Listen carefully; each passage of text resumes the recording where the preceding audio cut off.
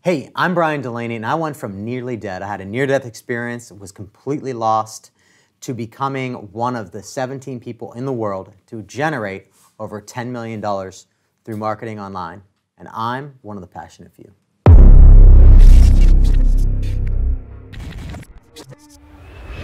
The interview with Omar was amazing. Some of the highlights or the takeaways that I hope you take away from it is understanding that anyone can do this. It's possible. It doesn't matter what stage you're at, whether you're at 6 figures, whether you're just starting, or whether you're at 7 figures. You know, one of the things that I loved about this process and this interview with Omar was the questions that he asked. He asked a lot of really great questions that kept me captivated through the entire process. It felt like we were only talking for 5 minutes, but it ended up being a lot longer than that. And you're gonna love the interview, and you're gonna get a lot of value from it. Welcome to this episode of the Passionate Few podcast today. It's your host, Omar here, and today we get to hear the incredible story of successful digital marketing entrepreneur, Bryan Dulaney, and how Bryan went from a rock-bottom situation one night after a college fraternity night of hazing led him to overdrink way too much and wound him up in the hospital the next morning with a 0.39 alcohol level, leaving him nearly dead. And it was at that very moment where Bryan woke up to his parents as well as a doctor that told him he had never seen anything in his 30-year medical career quite as miraculous as seeing Bryan survive that night, to ultimately how Bryan decided right then and there to turn his life around and make his life matter. And it was soon thereafter that Bryan found the world of entrepreneurship and digital marketing, where he would find great success, including being one of only 17 people awarded the 2 Comma Club X Award inside of the digital marketing community for generating over $10 million from a single sales funnel online. And of course, to date, Bryan has helped dozens of entrepreneurs and experts magnify their message through his company, as well as help him and his family live their dreams at the highest level. So I really want to encourage you guys to pay attention to this interview, whether you want to find your purpose, turn your life around, grow your business, or attract the life partner of your dreams. You'll want to pay attention to the very end, because Bryan shares all that plus his best advice to help you find success in your life. So with no further ado, sit back, relax, enjoy this powerful interview with the man who nearly died and came back to life, with Bryan Dulaney. Enjoy. Thanks so much for being on the show today, Bryan. Great to be here, man. Absolutely, man. So let's get into it. In digital marketing, a lot of people know you as Bryan Dulaney, the man who has the perfect funnel system down. Right. But before you became a digital marketer and known around the world for what you do, you started out sort of not in a position where business was something that you easily got, or knowing marketing. Take us a little bit back to where you grew up, what your childhood was like, and how you got into marketing. Yeah, so go back to Lancaster County, Pennsylvania. So I'm from a town called Morgantown, Pennsylvania, in the sticks. I mean, horse and buggies, cruising around. You know, typically of what you think about Lancaster County, Pennsylvania. But I grew up with a grandfather being an inventor. So he had invented a fishing contraption that then went on to be sold for millions of dollars. So I grew up with him, and then I grew up with my dad as an entrepreneur who owned his own company. And so I saw him, I was able to model my business experience. Really, it goes back to them. What was the fishing contraption? So I was really young. The lesson that I learned from my grandfather was actually a big lesson for me, which was to always get your agreements in place. Because he partnered with an attorney who ended up selling it from under him. Wow, so he stole the idea from him. So the attorney, he partnered with the attorney so that he had all the legal stuff taken care of, the patent taken care of, but then the attorney went and sold it behind his back. Wow. So for me, growing up, I realized, like, okay, that's a lesson. right? Yeah. I'm glad I'm able to learn on his shoulders, right? And then your pops started and my dad started, him and his brother started what was called DC Expo, which is supply chain technology. But what they did is they started the first trade show in that entire industry. And it's pretty cool. I mean, my dad is literally responsible for, there's companies that he helped bring together buyers and sellers in the industry, and they're billion-dollar companies. Wow. So growing up, you always sort of saw these models, right? And it was something that you wanted to be right away? Was entrepreneurship something you wanted to be a part of, or were you kind of skeptical at first? You know, I think my parents knew I was going to be an entrepreneur when I was probably 3. And it was about when I was 2 or 3 years old of age. They found me on the floor. I'd unscrewed every crib out of my entire crib, and I was laying on the floor, and the whole thing was taken apart. Yeah. And I was at that point, I was like, I'm never going to be put in a box. Wow. Yeah. So at what point do you start getting into entrepreneurship? I mean, as a kid, did you have a lemonade stand, anything like that? You know what? I did. I sold some lemonade. We did sell lemonade. You actually did have a lemonade We did stand. sell lemonade. You know, that was like typical, right? Right, yeah. But then in, was it 5th grade? I think it was in 5th grade, I sold Jolly Ranchers. The Jolly Rancher sticks. Remember those back in the day? Which ones? So there was the long sticks, and they came like the bigger ones. Yeah, yeah. Yeah, so I sold those for 25 cents a pop. I got my mom to fund the first box, and I paid her back. I'm like, I'll pay you back. Yeah. So I bought them for, I think they're like 15 cents a piece. I sold them for 25 cents a piece. Nice. So I was like doubling down pretty much. And then that's how you sort of got your confidence built. How old were you at that time? So, well, I was in 5th grade, whatever age that is. And then what was the next entrepreneurial venture? So I started selling so many Jolly Ranchers that the principal called me, and he's like, listen, this is not a for-profit institution. I'm like, Yeah. well, you guys have vending machines. Maybe you should think about selling Jolly Ranchers. I was like a wise ass, really. In 5th grade? 5th grade. Wow. Yeah, I was just wise ass. And other people were selling pretzels. I'm like, well, no one wants pretzels. We want sugar. We want candy. Yeah, yeah, yeah. So I took a year off, and then I started selling pencils, out of all things. So we used to do these things called pencil wars back in the day. Yeah. And so I took a year off, came back in, sold pencils, and so I'd sell pencils. They're special pencils called Pentec pencils. How much they were you like selling the them for? Strongest pencils.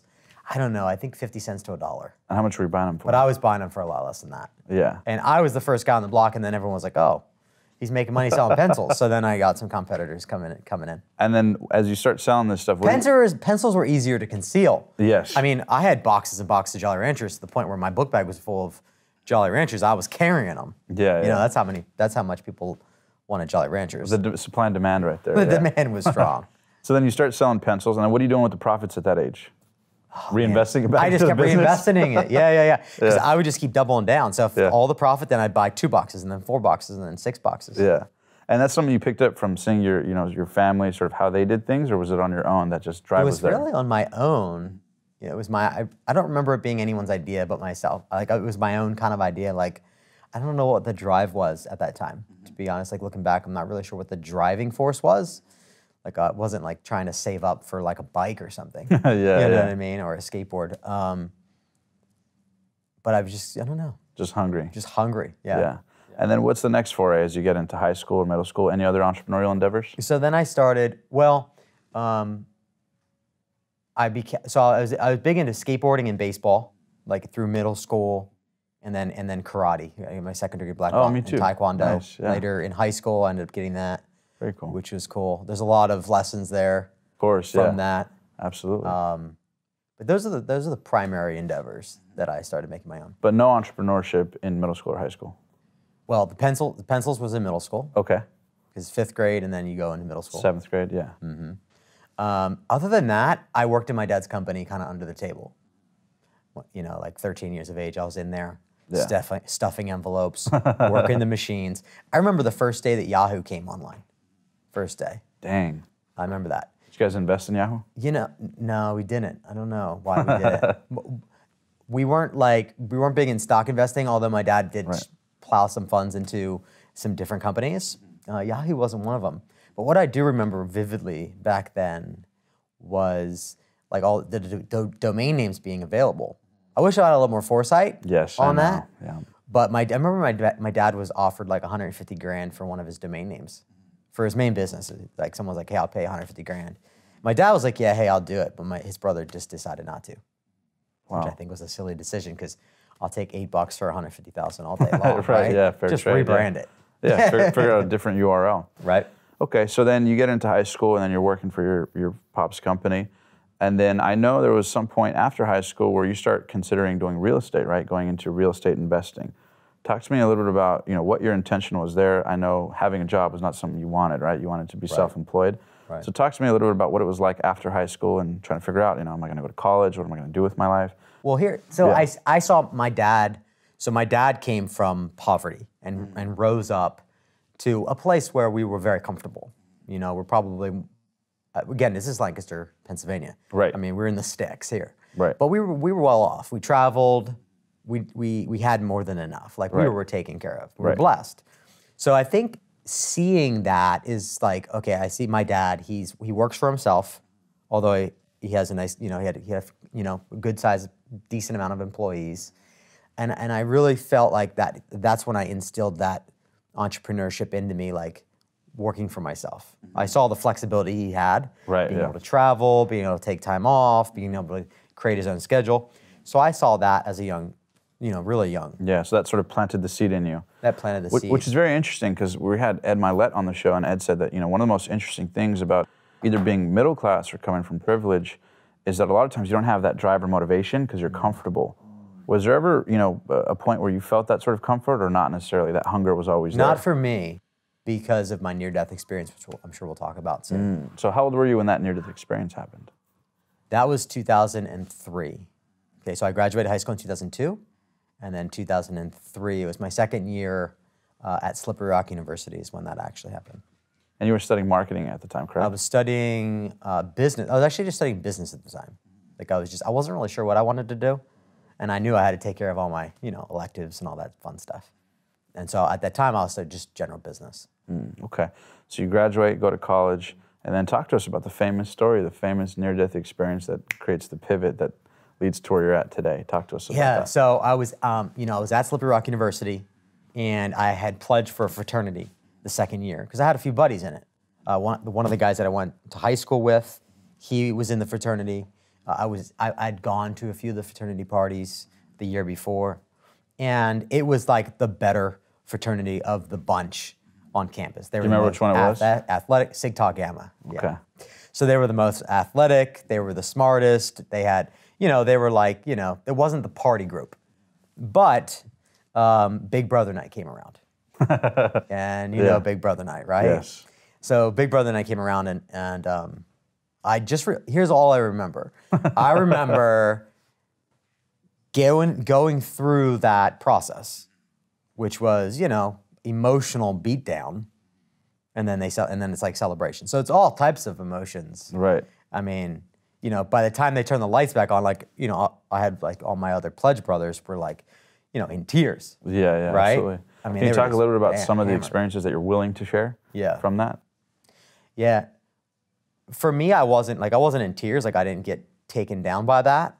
I was able to I went internal and didn't listen to what they said. Gotcha. Because I knew that that's not who I am. Yeah, you sort of shelled up. I shelled it. Yeah. So I was able to block. But the other guys were really they took it to heart, right? And I knew it was just part of the process. Yeah.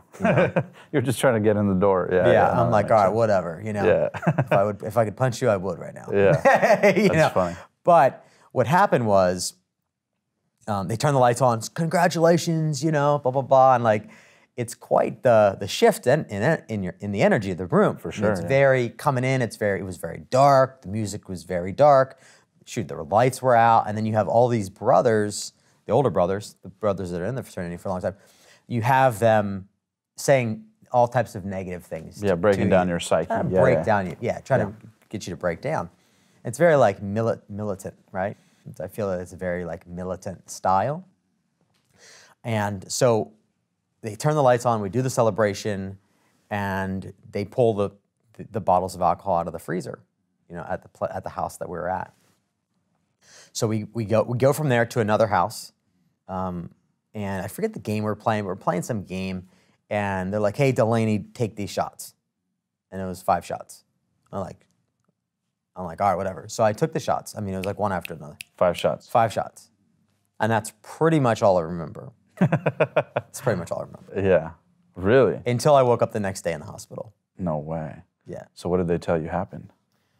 So what they said happened was that I drank a 5th of vodka. It was as if I drank a 5th of vodka in 30 minutes. Wow. Pretty intense. Now, here's how I woke up. Yeah. Because that's kind of interesting. So I woke up, and it's white. Everything's white. Yeah. Right? And 3 doctors came rushing to my bedside. They were singing, to me, he's alive, 3 times, right? And then they come flying over. Yeah. And how old are you at this time? In that moment, I was, I wasn't even 20 yet. I was 19 or 20, but I wasn't 21. I was underage. So my pledge brothers just dumped me off at the school nurse or whatever, they didn't have a school hospital. They had to ship me 15 minutes down the road to Grove City Hospital. Jeez, man. And I woke up down there and do you know where you're at? And I'm like, oh, I'm Slippery Rock medical center, I don't know. Yeah. But what happened the night before, I'd found out that they just dumped me off because they didn't want to be responsible for it. Yeah, talk about brotherhood, huh? Yeah. But I'm glad they did that, because if they didn't, like, so my pledge master, he was studying anatomy, physiology. He knew symptoms in the body. Right. Apparently, we went from that house to another house. And I was like blacking out. Yeah, of course. Some gnarly stuff, right? I mean, when you drink that much alcohol that fast, you know. Not good stuff happens. Not cool, right? Not so good stuff. So when I woke up, you know, the doctor comes over, he looks at me and he goes, you know, he's like, hey, you know, and then he goes, son, you're a living miracle. In my 30 years of being a doctor, I've never seen anyone with your severe condition live, yet alone be able to comprehend what I'm saying. Wow, so it was alcohol poisoning too, huh? So it was. Wow. So my blood alcohol level was 0.39, which 0.4 I was dead. Yeah. Yeah. Wow. So you wake up and then immediately what's going through your mind at that time? At that time, what was going through my mind was, let's get this catheter out of me. Yeah. Because it was plugged, you know? Yeah. So that was my initial thought, was like, whoa, what's going on here, right? Yeah. The other thought was... did they call your parents or anything? Or? My parents had shown up. They called my parents the night before. Oh, okay. And they had actually told my parents that I was going to die or be brain dead for life. Like, that was the phone call. Your son's going to die or be brain dead for life. So, of course, they rush over. So they got up and they immediately prayed. Yeah. You know, they prayed for my healing. They got up and they drove 6 hours across the country, across the state, really. Yeah. And then they ended up getting there in the morning. I woke up about 8:30. And of course, that whole 6 hours, their heart's trembling for their son, what happened. Of course, yeah, wow. Yep. So when you wake up, are they there? They were there, actually. They were there, my aunt was there. They came in, obviously, after the doctors were like, did their whole thing. Wow. And then I know that you have shared a lot of times that was the moment where you sort of reevaluated your life, how serious you took everything. Talk to me about the series of, you know, days and weeks after that. You know, what was different in your mind? What were the priorities that shifted? What was the mental dialogue? Because I'm sure it gave a whole new meaning to life, faith, business, everything, right? Yeah. So the biggest thing for me was who I was spending my time with, right? So what happened was the doctor said, listen, like, I've never seen anyone with your severe condition live, let alone be able to comprehend what I'm saying right now. And he said, there is no other explanation. God must have a plan and purpose for your life. Like, that's it. So my dad, he came in, he was talking to me, and he was like, listen, I think this is a sign. God has a plan for you. So we're driving home, or I'm driving back to campus. My car was like towed, and I was missing my wallet. Like, I had nothing. I'd lost everything. Not in a good situation here. Not in a good situation. But like this little church on the side of the road. Now you gotta remember, like, Slippery Rock University is in the sticks as well. Right, yeah. I mean, it's like just pure farmland. And this little hole-in-the-wall church, I mean, this thing probably couldn't even fit 100 people in it. Like, it was small, right? Yeah. Little sign, it's like totally what you see in the movies, right? And it said, God has a plan and purpose for your life. Wow, that's what the sign said. That's what the sign said. Yeah, talk about God sending you a sign. My dad's like, I think that sign's for you too, right? Yeah. So at that moment, I went back and I was really, you know, just kind of thinking about like my life, you know, like I was in a great, Let me ask you this. Prior to that, obviously your family is a family of faith. Were you spiritually practicing at the time, or was your faith a little bit weak during that time? It was a little bit weak. So we grew up Catholic. Okay. We actually grew up Catholic.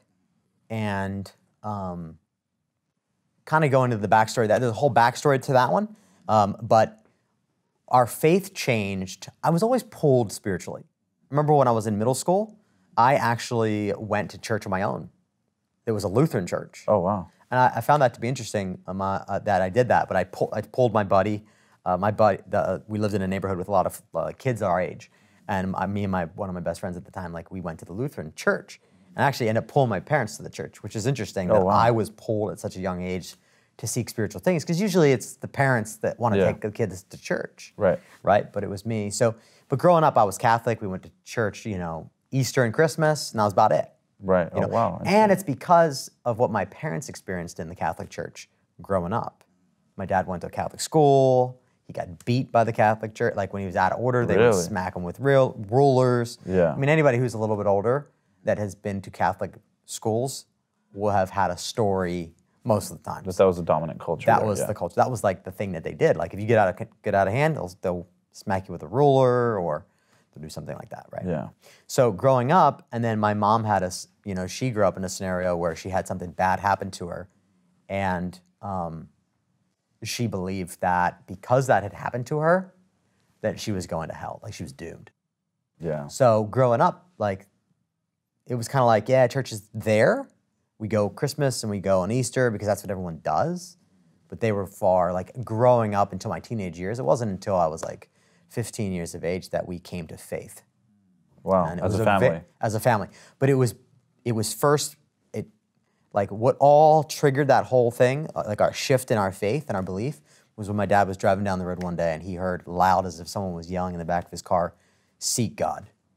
Wow. Like he was driving home from work and he felt like someone was in the back of the seat yelling, "Seek God." And he like immediately pulled over. And like that was the defining moment for him to start seeking. And then that kind of had a trickle effect. I love that. Wow. Okay, so then take us back to, you wake up from the hospital, you reevaluate everything in the days and weeks after that. What's different? You say who you surround yourself with was number one. Talk to me a little bit about that. Yeah, so I knew I needed to surround myself with people with different values. Rather than the fraternity brothers. Rather than the fraternity almost guys. Lost your life. Yeah. Right. And the the liquor control board actually came in, and the very next week I was interviewed by the school. Oh man. What happened was the fraternity hazing started at in the fraternities they have like the parents, like the elders. Of course, yeah. Well, the elder actually also happened to run the school library. And that was a liability. Yeah, of course, yeah. So within 2 weeks, conflict of interest he was there. gone. Yeah. He got let go from that. Wow. And the fraternity got shut down for the whole next year. So there was a bit of friction between me Brian messed it up for everybody. and the rest of the guys. Yeah. Yeah. So I knew like I needed to get out of there. Like it was compounded. Yeah. And so I applied to like 7 different schools. Yeah. And I got accepted into all of them, and I ended up transferring down to a school in Florida, in Clearwater, Florida. A Christian school, Christian college. And I just realized that I needed to get my path. I needed to get my life on a better path with different people who had different values than the one I was in. Interesting. So then right when you go to Florida, you're scared, nervous, excited. What's going through your mind at that time? You know what? So I had actually prayed about where to go. It's very interesting because I know off camera we had a conversation just a few days ago, and I sort of asked you for some business advice on like a venture, and you had told me that, right? And that's very interesting that you talk about that. Has that always been at the center of your ethos, where when you're faced with a particular challenge in life, you pray on it and let the answer come to you versus force it to come to you? When my faith was changed when I was 15, we had mentors, Bob and Josie, and these guys, they were in their 70s. And they kind of took us as a family under their wing. We would do Bible studies with them, and they basically taught us the Bible, taught us how to pray. Like they showed us faith on a whole nother level. So I really got to give them a lot of credit, because without them, like those were our spiritual mentors. We didn't grow up with spiritual mentors, at all, right? And it's very different than going to church. Like going to church is like, you go to church, you get a word, and then you leave, right? But like diving into the scripture, so I have to give credit to them. So that's where it started. I learned how to pray through Bob and Josie. They taught us how to pray. And so I always knew that whenever I was going to make a big decision, so important to pray about it. And at that time, when I was transferring schools, I needed confirmation. So the way that I prayed at that time, like, it wasn't like I basically would pray on it and I'd wait for a confirmation that God would send someone else into my life to confirm it. Wow, very interesting. And I needed 3 of them. Like, you need to make sure. I needed to make sure I'm going in the right direction, right? Yeah, make sure that's a sign. Yeah, exactly. So I had prayed about it, and 3 people, literally 3 different people, had pointed me to the one place. No way. And I was like, you know what? That's it. And that's where I went. So did they come in the form of phone calls, conversations with people you trust? Conversations. I was at the doctor once, and then we were telling the doctor, and he's like, "Oh yeah," and because I had said all the schools I applied to, and then they pointed to Clearwater. Yeah. And then 2 other people were like, "Oh yeah, Clearwater. I heard it's an amazing school." And so it's just divine guidance a little bit. Yeah. It was divided, or divinely guided, but through people. Very interesting. Okay, so then you go to Florida. What happens when you land? So I get to Florida. I pack my bags. I get dropped off in Florida, in Tampa. I got a shuttle into the campus, and it was a completely different world. I mean, I went from secular, no rules, to like I had like pages of like, I have to agree to these rules. Yeah. I roll in, there's a guard at the shack with a gun with a gun in his side. Yeah. I'm like, this is a whole nother world. Right. Right? It was a gated community. It was private, private Christian school down in Right. Clearwater. And it was different. Girls in one dorm, boys in the other. Slippery Rock was girls and boys all in the same dorm. Yeah. Right? I remember Slippery Rock, it was like, my door is here, across the hall is the girls' dorms. Yeah. Right? Which is literally trouble, yeah. Totally different. Yeah. Yeah, very true. Yeah, exactly. Yeah. So totally different worldviews, totally different world. And then so right away, do you is it sort of, you acclimate to that, or is there a little bit of resistance, or were you in such a place where like you wanted that? So it was kind of, You know what? I wanted the structure. Yeah. But I didn't, there was so many rules, I was willing to comply with them because it was like, you know what? Like I'm here. Like Yeah, I signed up for this. Yeah, I did it my way prior. That didn't work. This is probably a little bit better. Right. Now, you should know I transferred into that school going for pastoral studies because I thought that maybe my purpose was to go down that path. So it wasn't to be an 8-figure entrepreneur at all? No. That wasn't your vision at that time? That was not the vision. Interesting. Yeah, or even to own my own business at the time. It wasn't, like that wasn't even it either. Like in college, I had no idea what I wanted to do. I went for marine biology, I went for anatomy and physiology, Yeah. business, marketing. I ended up with a marketing degree. What's your best advice to people who actually, I want to ask, who might be in that boat right now? Yeah. Maybe they have ambitions to do big things in the world, but maybe they're in college or thinking about going to college or don't know what major to pick or where to go. What would your best advice be on, how to make that decision or how to figure out what they want to do in life? I think I would have started with all the gen ed stuff. So knock that all out. College was expensive, right? Right. And you end up meeting cool people, developing social skills. If you go to the right school, Slippery Rock, okay, there's a big difference between private and public. Right. Right? Slippery Rock, I just went to class and then showed up and took the test. It was that easy. Right. Whereas private school is completely different. Like I had to study, like I had to actually do work. Yeah. Right? Yeah. The levels of education are different between private and public. Yeah. Unfortunately. Now, that doesn't apply to everything. But what I would recommend to anyone who's thinking about going to college is get out the general ed stuff out of the way. That way you don't waste time, unless you know exactly what you want to do, right? If you know exactly what you want to do, then specialize. But for me, I wasted time. I spent 6 years in school to get my marketing degree because I transferred 3 times. So you didn't graduate until you were like 26 or something? Mm-hmm. Wow. Yeah. Interesting. So your entrepreneurial journey starts after that, correct? My entrepreneurial journey, I believe, started when I was selling Jolly Ranchers. Gotcha. Right. Just took a little bit of a hiatus. Yeah. And then after you graduate from college, which is you're 26 at the time, did you, where did the pivot happen where you went for, you wanted to focus initially on doing, you said biblical studies? Yeah, so I went to biblical studies at Clearwater. Then I transferred 6 months in, I transferred over to Liberty University. Gotcha. And the reason why I did that is because that school was so rule-bound. In the Christian world, that's called it's known as like being fundamental. But it just had too many rules. Too many, yeah. Just was a little too many. There were some amazing people, some amazing friendships that I met there. One guy a friend of mine, JD, he turned me on to Stephen Covey's, 7 Habits of Highly Effective People, right? So there's always good in every circumstance. Gotcha, I yeah. believe that. Like you can pull nuggets out of every situation, right? Yeah. Or scenario. But I knew I needed to pivot. And so I ended up transferring to Liberty University. Interesting. With getting a degree in pastoral studies. Nice. Right? But after I was at Liberty for a semester, I decided, you know what? I don't feel called to be a pastor of one church.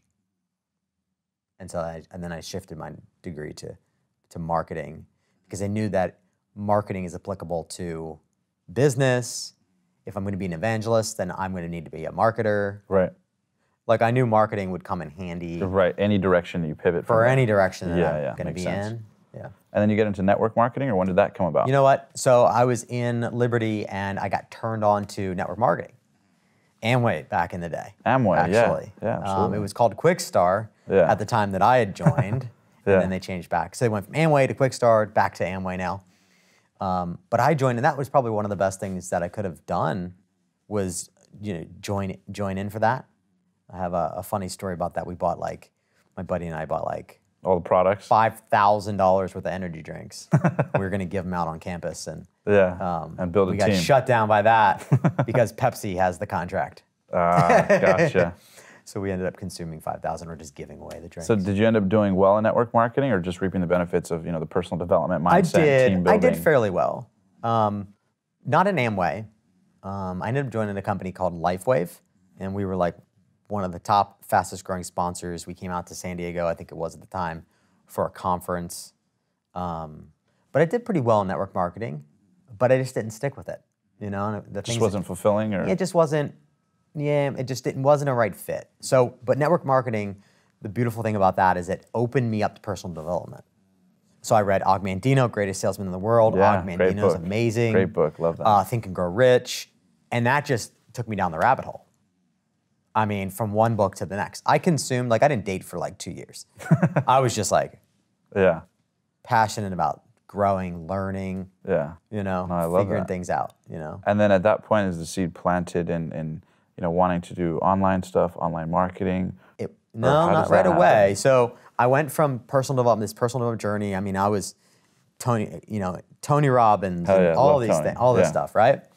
To the point where I started reprogramming my subconscious mind because I read a book, forgetting it now, but it's all about the power of the subconscious mind. That's what it is. And I started Joseph Campbell, and so I read that book, and I realized that my thoughts, my way of being, is dictated by my subconscious mind, which was programmed by other people, not just myself. Correct. So I realized I needed to reprogram that thing. So I got into personal development very deep into the point where I knew I needed to reprogram my subconscious mind because my subconscious mind was programmed by my parents, programmed by my school, correct, programmed by my upbringing, my family. So I knew I needed that reprogrammed. So as I went deep there in personal development, I started attending some events. And, I set a goal for myself that I wanted to produce. One of my declarations, Tony talks about this a lot, right?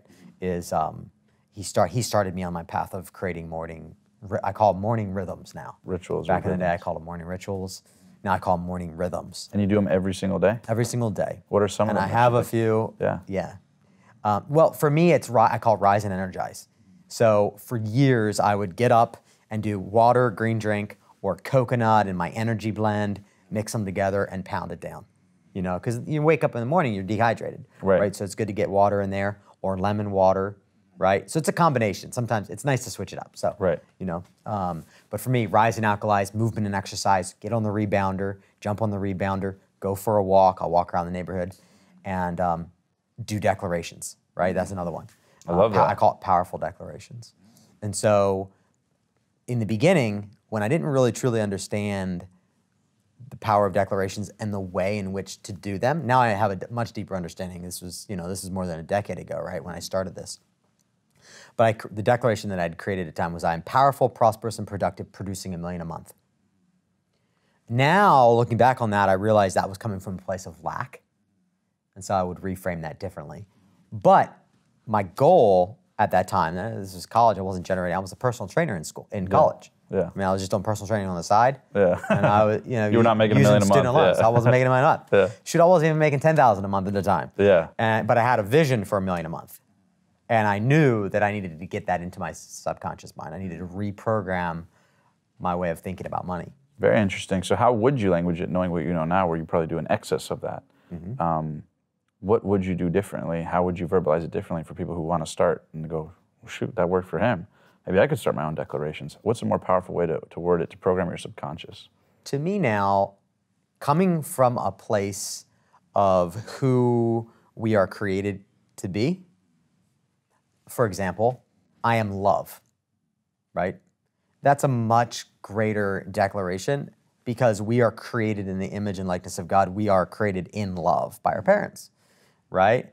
So that's coming from a place of something that I have within me that's in the makeup of my DNA. Coming from a place of something that I don't have is speaking to the lack of the situation that I'm in. Gotcha, yeah. Right? So it kind of repels it from you. Gotcha. So how would you restate that from a frame of reference of, say, somebody wants to acquire? Obviously, there's many things you might want to acquire or become. or exude from what's already within, but say someone wants to produce $1 million a month. How would they language it in such a manner? I don't know that you would language it. Gotcha, Like I okay. am, you know, I don't know that you would language it that way, but I would language it in the way in who you have to be in order to be someone who makes and produces $1 million a month. So I don't want $1 million a month. I want to become the person that can automate $1 million a month, for example. Right. So think about it from the perspective of who do I need to be, right? I'm a leader, right? I am a world-class coach. I'm a world-class businessman or whatever, right? Gotcha. So what is the way of being that I have to embody? Yeah, what do I have to cultivate Right? in the present? Yeah. Exactly. Beautiful. Rather than what do I see have. myself or Right. it in the future or far away from the now. Yes. Right. Makes sense. Okay. So you start programming your subconscious mind. And then I know you had a foray into real estate, right? Because at one point you thought real estate investing was it. Yeah, so I'd seen a lot of people and at that time, there was all types of marketing and the event space was all focused on getting wealthy. I mean, Rich Dad was like at its peak. Yeah, Rich Dad, Poor Dad. Yeah. Right? I read Rich Dad, Poor Dad through network marketing, actually. And I had realized that real estate was a great vehicle to create wealth. And then I was at an event, and I remember being at this event, and I remember learning about commercial real estate investing and how you don't need any of your own money, you don't need any of your own credit. I'm like, well, shoot, that sounds great. Because I didn't have either one at the time. Yeah. Had no credit, had no money. I'm like, this sounds great. And how old were you at this time? And I was in my early 20s. Gotcha. Yeah, I was in my early 20s. And I was like, this sounds way better. And it's much larger cash flow. Like, you know, if you buy a strip mall or you buy even a 24-unit complex. Like the guy I learned from, you know, his first deal was a 24-unit complex. Wow. And he talks about how he was able to owner finance it. So he was able to get into it with no money down. Wow. And that was amazing. I love that story. And I remember putting down $5,000 on a credit card to attend his event. I mean, it was the scariest thing I ever invested. At that time, $5,000. Yeah. Investing on a credit card. Yeah. Money I didn't have. Yeah. That was the biggest investment I'd made like in my entire life outside of school. That was more than your net worth at the time. Yeah. And it was, I remember driving to the airport just to fly out of Lynchburg, and I was like shaking. I was like, I felt like I was gonna throw up. I was like, maybe I should just turn around. Yeah. Maybe I should just get a refund. Yeah. And all these things were going through my head. And is this guy actually gonna work? Is it a scam? All that stuff, yeah. And the thought was, you know what? I gotta do it anyways. I gotta just take a step of faith. And that's what I did. I got down there.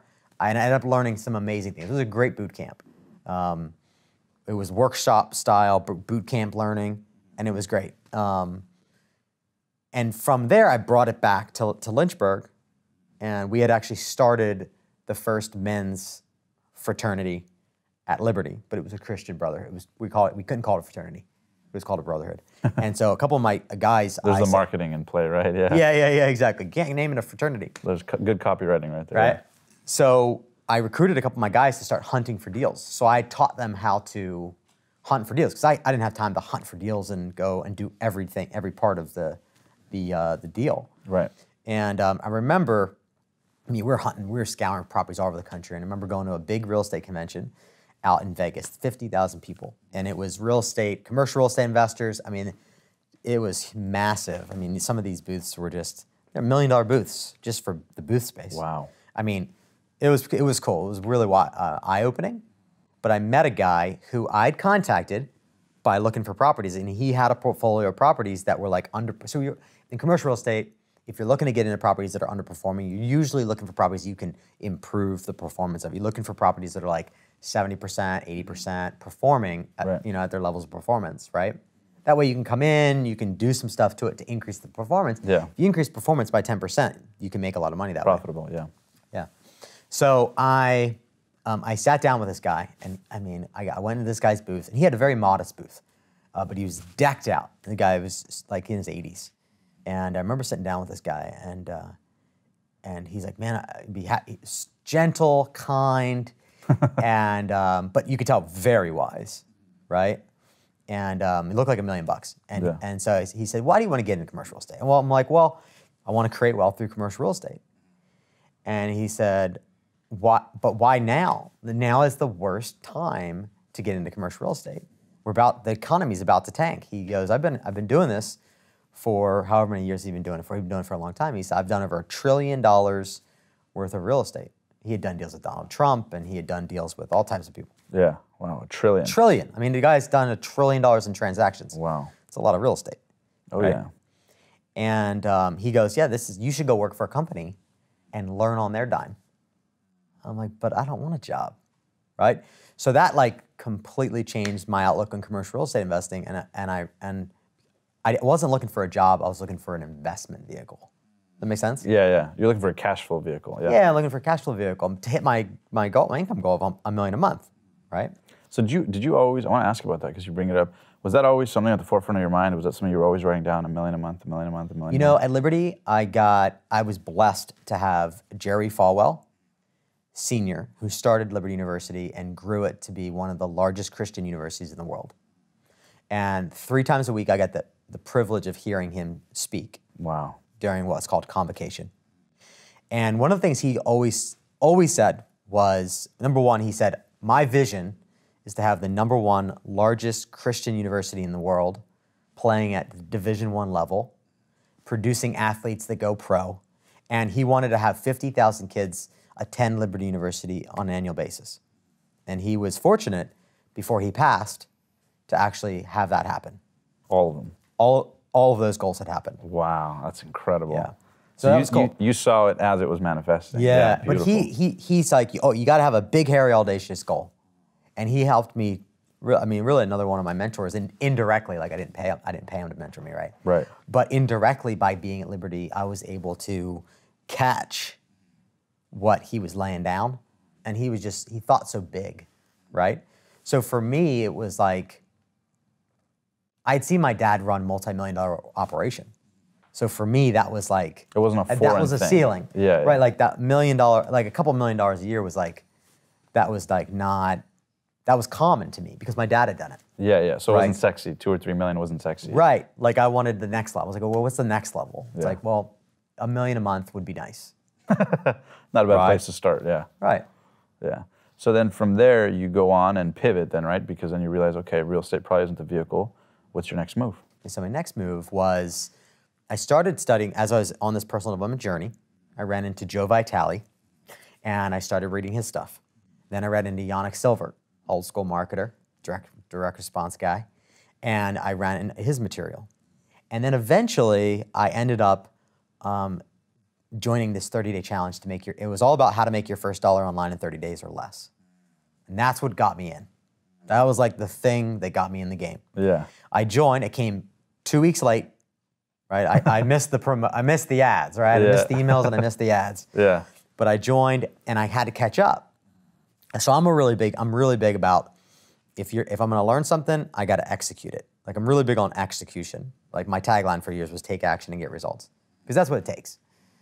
So I would watch a video and I'd apply, to watch a video and apply. Well, I came 2 weeks late. So I remember I bought my domain name. It was a silly domain name too. It was ridiculous. It was do you remember what it was? fitrich.life.com. Yeah. I mean, not even related at all. Yeah. But I bought that domain name. I set up my hosting. Like I did all of it myself, you know? And within 7 days, I had an email that came through and it said, you made a sale, which was a foreign email to me. Like Yeah. you know. And then in the body of the email, it said I made $750. $750. $750 from one sale. Wow. So your first 2 weeks in digital marketing, you make $750. $750. And you're stoked. I was amped. But I had no idea what had happened. Yeah. I had no idea how it happened. So did you actually, was it an affiliate product or what was it? So what I actually did at the time, this worked back then, this doesn't work as well today. We scraped the internet with keyword to get posts onto a website, like basically it was a WordPress site, basic WordPress site. It would scrape the internet for related posts, and then you could choose that post and post it on your blog, and then you edit it to make it unique and make it your own, and then change the affiliate links. That was it. That's all I did. You changed affiliates to your affiliate link. I changed the link to my affiliate link, changed the content up slightly, like not much, like maybe 10% different. Yeah, yeah. Just enough to get away with it. Just yeah. enough. Believe it or not, someone actually searched Google. Yeah. That wasn't even advertising. They searched Google and they found my website and they clicked through that link and then they bought. Yeah. I mean, to be honest with you, I feel like it's divine, providence, really. I mean, yeah. What person would logically have gone through that? Yeah. Who would logically go through that sequence? Oh yeah, looking for Fit Rich Life. That looks great. That looks like what I'm looking for. Click, and then there's a link, and Like, and then they for paid all it, of yeah. those steps to happen, like, Yeah. it's quite frankly a miracle. Because I wasn't even offering any bonuses Yeah. for buying through me. It was just like link, And then so you get an email with $750, $750. and then from there off to the races, or what's going through your mind? No. So what happened next was I was like, all right, cool. Like, that worked. But I had no idea what happened. And so I was like, if I can do this every day for like just once a day, if I can just have that email come in once a day that says that I can make, $250,000 a year. That'll be progress on my path. Not a bad place to start. Right? Yeah. Not a bad place to start, especially for, a college kid from the sticks of Lancaster County, right? In his mid-20s, right? Yeah, exactly. Because you're probably, what, 25, 26 at this time? Around that range, yeah. This was 2006. So whatever age I was there, I haven't calculated it. But here's the thing I did. So I realized, like, okay, going through this challenge, if I have the right people teaching me and I apply what they teach me, then I'll be able to produce results, right? So I kept buying more courses, right? But it wasn't predictable. So what I realized was, you know what? The fastest path is to find someone who's doing it, who's willing to coach me, who's willing to mentor me. Right. Just like, I use this analogy a lot. Like, if I'm to get my second degree black belt in Taekwondo, like, why would I ever think that I could get my second degree black belt in Taekwondo by watching YouTube videos? Like that'd be ridiculous, right? Yeah, you got to get in the dojo, yeah. You have to have a sensei. That's right. He's gonna whip you into shape. He's gonna push you to do more push-ups than you want, right? And all the fun stuff that we do, right? So I found a mentor, and I found this guy who was making multiple six figures a month, and he had some clients, and he had some he had great affiliate revenue. So I really liked his business model because he quit his corporate job. He was at home with him and his family. He has tons of kids. And he was able to live the lifestyle of being able to travel the world, but make a lot of money. So I was like, man, this guy, if I can just get him to teach me the ropes, then I know it'll set me up for success. And he had all these low ticket products, $67, $77. I mean, this is back in 2006 when not a lot of people were selling like high ticket stuff then. Right. So I bought everything of his. Yeah. I just bought it all. But one of the things that I got when I bought one of his programs was an hour Skype call for free. With one-on-one? Or One-on-one. Wow. A one-on-one. Yeah. And it was that one-on-one call that I was able to convince him to continue that and to continue my coaching experience with him. Wow. And then I paid him some more money. Yeah. And he agreed to it. He wasn't really a big fan of it at first. Yeah. But eventually I kept nagging him. Yeah. And then he said, yeah. Wow. And then so he started teaching you about how to generate affiliate revenue and how to create online products. And So yeah, really what he taught me was how to be an affiliate. And what happened was, he said, listen, you got to build a list. If you don't have a list, if you don't have an email list, you can't follow up with these people. So if he said, find products you can promote that you can make at least $500 or more. That way you can have some wiggle room for spending money on advertising. So I found a product that was $2,000. It was software. Now I remember as vivid as day. I was using this funnel builder called X-Site Pro. I don't even think it exists anymore. this is before ClickFunnels. This is way before ClickFunnels. Yeah. This is before Lead Pages. This is before Optimized Press. This is before Kajabi. This is like when WordPress started, I feel. Back in the day. Yeah. So I used X-Site Pro and I built a nice, easy, lead capture page with a cartoon video for bonuses that you get when you buy through me. And I threw up Google AdWords. I just chucked up some ads on Google. And so what I did was I set a budget, $500. That's all I got. At the time, that was all I was willing to risk.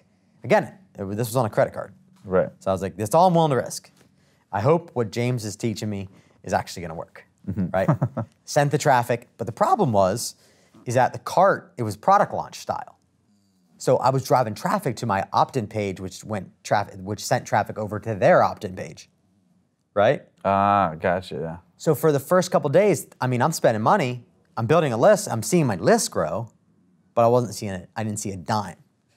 So I had to have faith, right? Yeah. And so I run out of the $500, or like it runs out early. And make no money. And still nothing, silence. But I'm building the list. So I'm like, okay, well, at least I'm building the list here. Right. And then the shopping cart opens, and I ended up doing 20 grand in sales. Wow. Which paid me $10,000 as an affiliate. Wow.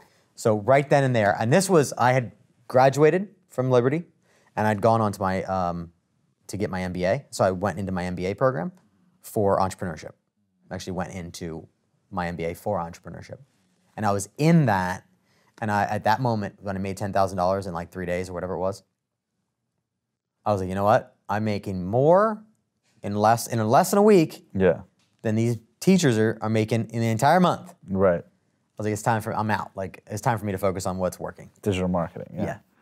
Wow, so that's where the seed was planted and you ran with it. Yeah. So then your next series of products, and before actually we get into that, I want to share, because for a lot of the audience, they might be digital marketers, but a lot of people might be foreign to it. Can you explain to them what an affiliate is and how affiliate marketing works? Yeah, so an affiliate is just, it's pretty simple. So it's just, an affiliate is someone who promotes other people's products and gets paid a commission. It's kind of like if you go to the movies and you saw an amazing movie, and the movie theater said, hey, every person that you give this ticket to, I'm gonna give you $5, right? That's kind of like an affiliate, right? There's tons of affiliate types, but really affiliates are people who just send traffic, send leads, and send customers and get paid for that relationship. Beautiful. Now, when it comes to affiliate marketing, that's sort of your initial sort of six-figure play, correct? Mm-hmm. That was your first time making 6 figures. Mm-hmm. Now, in terms of growing and scaling to 7 figures and 8 figures and upwards of that, can you talk a little bit about the psychology of digital marketing and people out there who might be interested in launching their own digital products? What's the opportunity that's out there online, and how possible is it for people to really get into the digital marketing space and kill it, who might have limited beliefs about like, oh, that maybe that worked for Bryan, but that's just so complex to me. Can you shed a little bit of light about how possible and what's possible with digital marketing? Yeah, I think what's beautiful about digital marketing is that you can package your expertise and your processes, right? Your systems, your workflows, the things that you are the best in the world at, or you're an expert in. And you can combine that. This is where I see it blow up. When you take a service and you combine it with information, or you take a product, kind of like Bulletproof Coffee, and then you combine it with information like Dave Asprey's done, right? Kind of like or software, right? Like with ClickFunnels. Russell couldn't figure out how to sell ClickFunnels until he combined it with information, with an expertise that he had accumulated over the years. He brought those together, and then everything took off, right? And so what I say is, what I recommend everyone do, whether you're an expert or an agency or even own an e-commerce business, is to become the thought leader in your category, whatever your category is.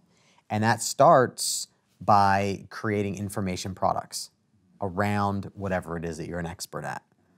What that does is that positions you as an authority, which then you can sell, but it's more about the positioning of it to the market. It's kind of like people who have books, right? Like the sales of the book are less relevant than the opportunities that the book would open up to the author. Right. If you have a New York Times bestselling book, right? That'll open up so many doors, and that's why people are willing to spend. A lot of people don't know this, but a lot of people that get New York Times bestselling books, a lot of them, which and I know, I'm not going to mention any names, but they pay a lot of money for that. Right. $75,000 to $150,000 to buy that status, because that status opens doors. That's right. Okay, that makes sense. Now, going back to your story, so you make 6 figures in affiliate marketing, correct, that first year. And then what's the next play for you as you develop? So the next play for me was I had found a water ionizer company. And at the time, I'd always been a health advocate. Like, I've always been healthy, because when I was growing up as a teenager, I had bad acne. And to the point where I had to get on Accutane and I took Accutane as well. Did you? Hated it. Oh, bro. It messed with my psychology and mood and energy and face, dried up your skin. Dries up your skin, yeah. So my face was that bad. I had to go on Accutane. There's no other solution. They took it off the market recently, actually. Yeah. Because they found out all the stuff that was wrong with it. Oh, you had to sign a waiver this might do this and this might do that. Yeah, I remember that. But when you're a kid and you're 13, you just assume the doctor's right. Yeah, you're just like, I'll take anything to get rid of this situation. Right? Yeah, absolutely. Especially in middle school and high school when, self-esteem is based on the social environment. Yeah. Right, exactly. So I found this, so my buddy, he turned me on to this water ionizer, and he brought me to this doctor's office. He was more of a holistic doctor. And he was showing us these blood test results of before and afters of drinking alkaline water. And I was enthralled by it. So I started buying alkaline water from this guy, and I was consuming this like it was going out of style. Yeah. I mean, my body was like craving this alkaline water. Yeah. So my buzzers go off, ding, ding, ding, it's a $2,000 product. My dingers went off like, I wonder if they have an affiliate program. So I contacted the company. I said, hey, you guys have an affiliate program. I'd love to send you business. And the guy sends me an email back and he's like, oh, I'm sorry, we don't, but you can buy them for $1,000 and we'll pay you, and then you can mark it up 1,000. So you can make $1,000 a unit. And I'm like, yeah, I don't do that. How about I send you buyers and you send me cash? How about that? And that's actually what triggered the whole conversation. So we got on the phone and he said, we don't have that set up, but I am looking for some help with my funnels and with my marketing, and I want to own the market. Can you do that? Now, this is at a time where I'd only done affiliate marketing for others. I'd never had a client. Yeah. So I'm back to my mentor. I was like, hey man, can you help me? Like, I know you have clients. Can you help me land this deal? And can you help me fulfill on it too? Yeah. And so he actually helped me put together a proposal, which ended up turning into my first deal ever at $8,000 a month. That was my first client. But the crazy part about the story is that the proposal was priced at $4,000 when we went back and forth. Okay, and the proposal had all these results and case studies, and here's what we're going to do for you, and all the deliverables and whatnot, right?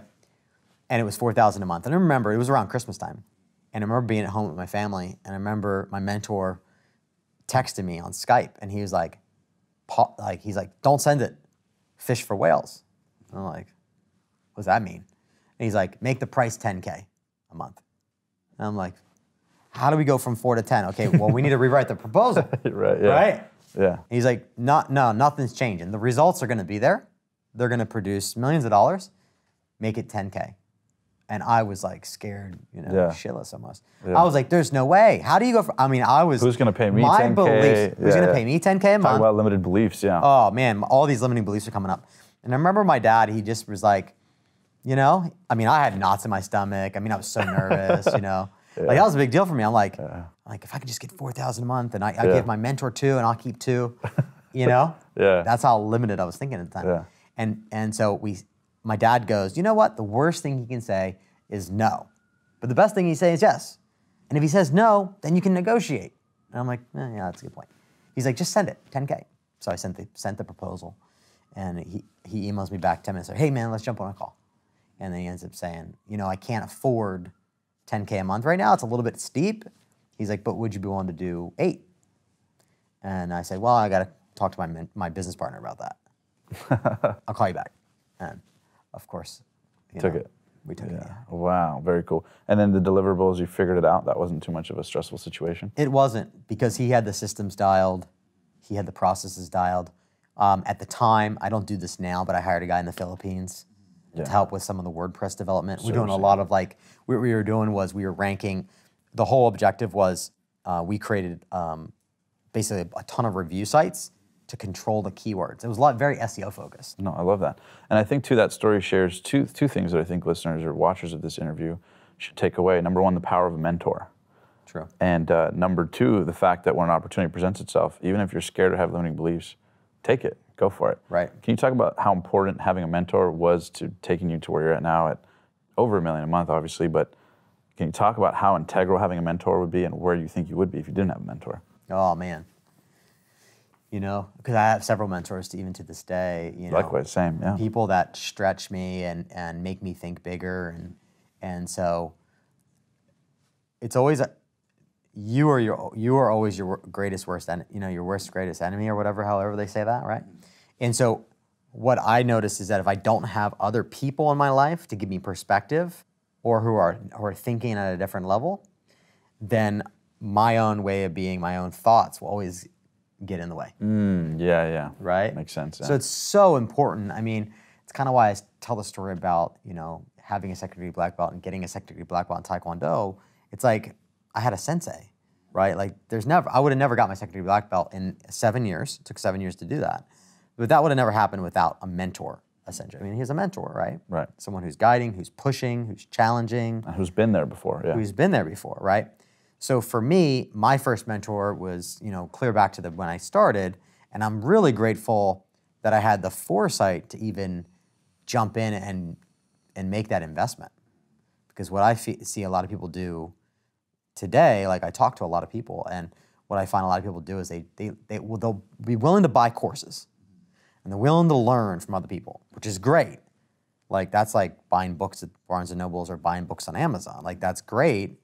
Shoot, does Barnes & Noble even exist anymore? I almost lost the Dominic King right now, but it's like, that's great. It's great to have that understanding, but there's insights, there's wisdom, and there's a challenge with a mentor that you don't get from courses. Yeah, exactly. So for me, it's vital. So I'm always as I'm always up leveling, I'm looking at who can help me get to the next level. And it's always they have to be where I want to be in order for me to qualify them as a mentor. Right, that makes sense. Right. And then how important also is taking an opportunity even when you're not sure about it, not sure about servicing it, because I'm sure you had limiting beliefs about it at 4K and then doubling it, you know what I mean? How important is it for people to, like, an opportunity presents itself to take it even if they don't think they can? Yeah, I think it's important. I think it's important to get in the game. Woody Allen said 80% of success is just showing up, right? True, yeah. Just putting yourself in the running. Yeah. Just put yourself in the running. And if you make a commitment to it, that'll get you in the game. And then from there, you'll figure it out along the way. I mean, you have to. Just by staying in just it. By you're staying bumping into the walls. Yeah. You get in, and then you bump up against some walls. But when you get in, like from my experience, I got in the game and then I had to produce, or else I wasn't going to continue to get paid, right? So for me, like it was produce and get paid, or don't get paid. No. From the beginning. Totally true. Affiliate marketing is produce and get paid, or don't get paid. Clients, produce and get paid, or don't get paid, right? And also, I think, too, there's power in the fact that you took the initiative, and I think people watching should take a lesson from this, because even though you were a little uncertain, you took the initiative to call the company and said, hey, even though you guys don't have an affiliate program, would you be willing to? A lot of people starting out in business would be intimidated by that. Like, who am I to tell another entrepreneur what they should be doing or ought to be doing or could be doing? So I think that's a powerful lesson. Now, talk to me a little bit about how you scaled from 6 figures to 7 figures and 8 figures. What are some of the lessons you learned?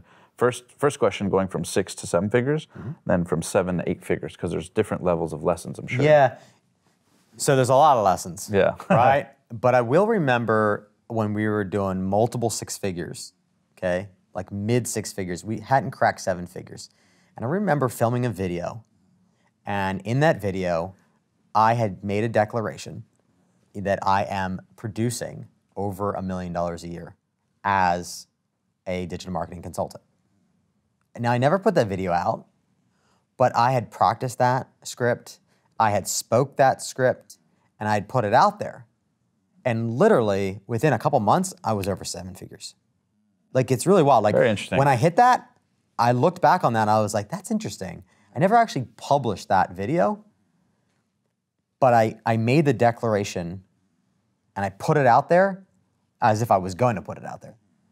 And then it accelerated. Yeah. It accelerated my process, and it came into my experience a lot faster than I thought it would.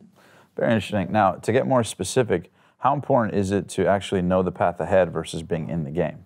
Because like I guess what I'm trying to ask is, there's a lot of entrepreneurs out there stuck at the 6-figure level trying to get to 7, 8, 8 to 9, right? So on and so forth. As an entrepreneur, that level always exists.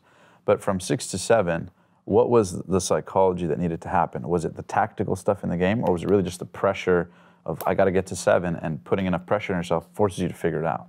Do you get what I'm asking? Yeah. How much of it was more motivation to get to 7 figures versus was tactical to get to 7 figures? Do you get what I'm saying? Yeah, I mean, the biggest thing for me was, like in our business, we have a big value ladder, which is just a suite of products and services, right? It's a stack of products and services.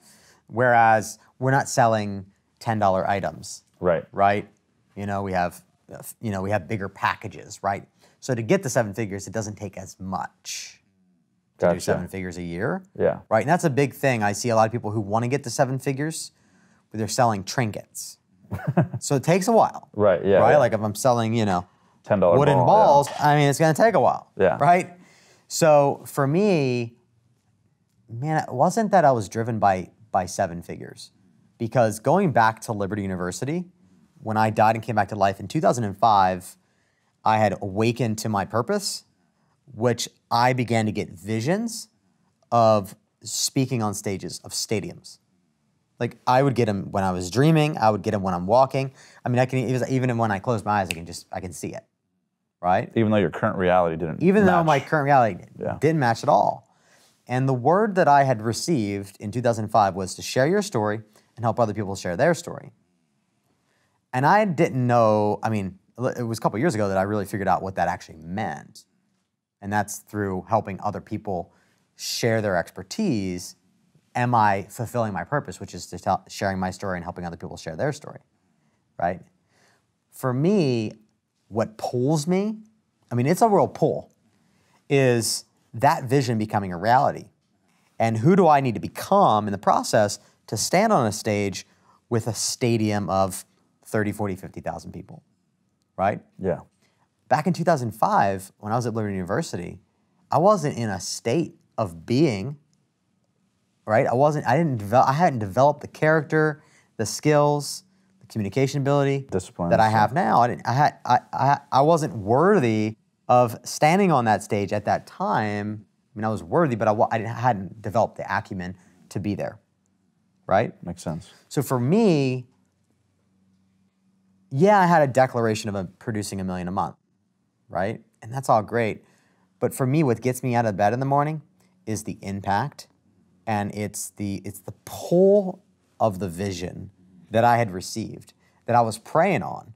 I mean, I was really praying about it. You think about it, 2003 was when I died and came back to life. That's incredible. Right? Yeah. Wow. 2 years later is when I received the vision of what I was supposed to do. I had received the word of what I was supposed to do.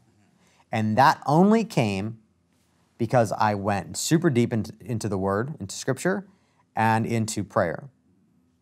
About as passionate as you can get. I mean, I was up at 2 o'clock in the morning, 3 o'clock in the morning, writing scripture on note cards and and fully immersing myself. I believe in immersion, right? That's why we do workshops. It's like, right. And even Tony Robbins talks about like immersion, right? When you go to his events, it's 4 days, and it's like you go deep, 8 a.m. or it's like 8 a.m. to midnight, right? It's like these huge days. Even beyond, till 2 a.m. Yeah.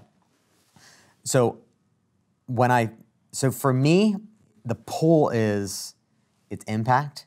The pull is I know that there's a bigger reason that I'm here, and that I have lives to impact and lives to change. No, I love that. For me. Yeah. The money is a result of doing good work. The money is a result of selling products and services that people get value from. That's all that is. Yeah, it's a byproduct of your results. It's a byproduct of your results. Very cool. Now talk to me for the digital marketers out there. Talk about the importance of a value ladder and what that can create in your business versus just somebody who says, hey, I want to sell a course for $500 or $1,000 or $2,000. Just talk to me quickly about, for audience listening, what is a value ladder and how does it work? Yeah. Because me and you know it as digital marketers, right? $47 product, $97, $197. But talk a little bit about how important that is and what that does to build a customer base of raving fans in the long run. Yeah, so important to think through the value ladder. I mean, I spend a lot of my time helping others create that process of like, what are they gonna sell? What are they gonna offer? And how do you ascend people along the journey? How do they go up to the next level, right? And I think the way to think about it is some of my partners, Brad and Ryan and Jimmy. And so these guys are specialists in helping people create wealth and then keep it. Yeah. Right. Really, very important. If you're going to make a lot of money, it's better to keep a lot of money, right? You don't want to give it all away, right? Right.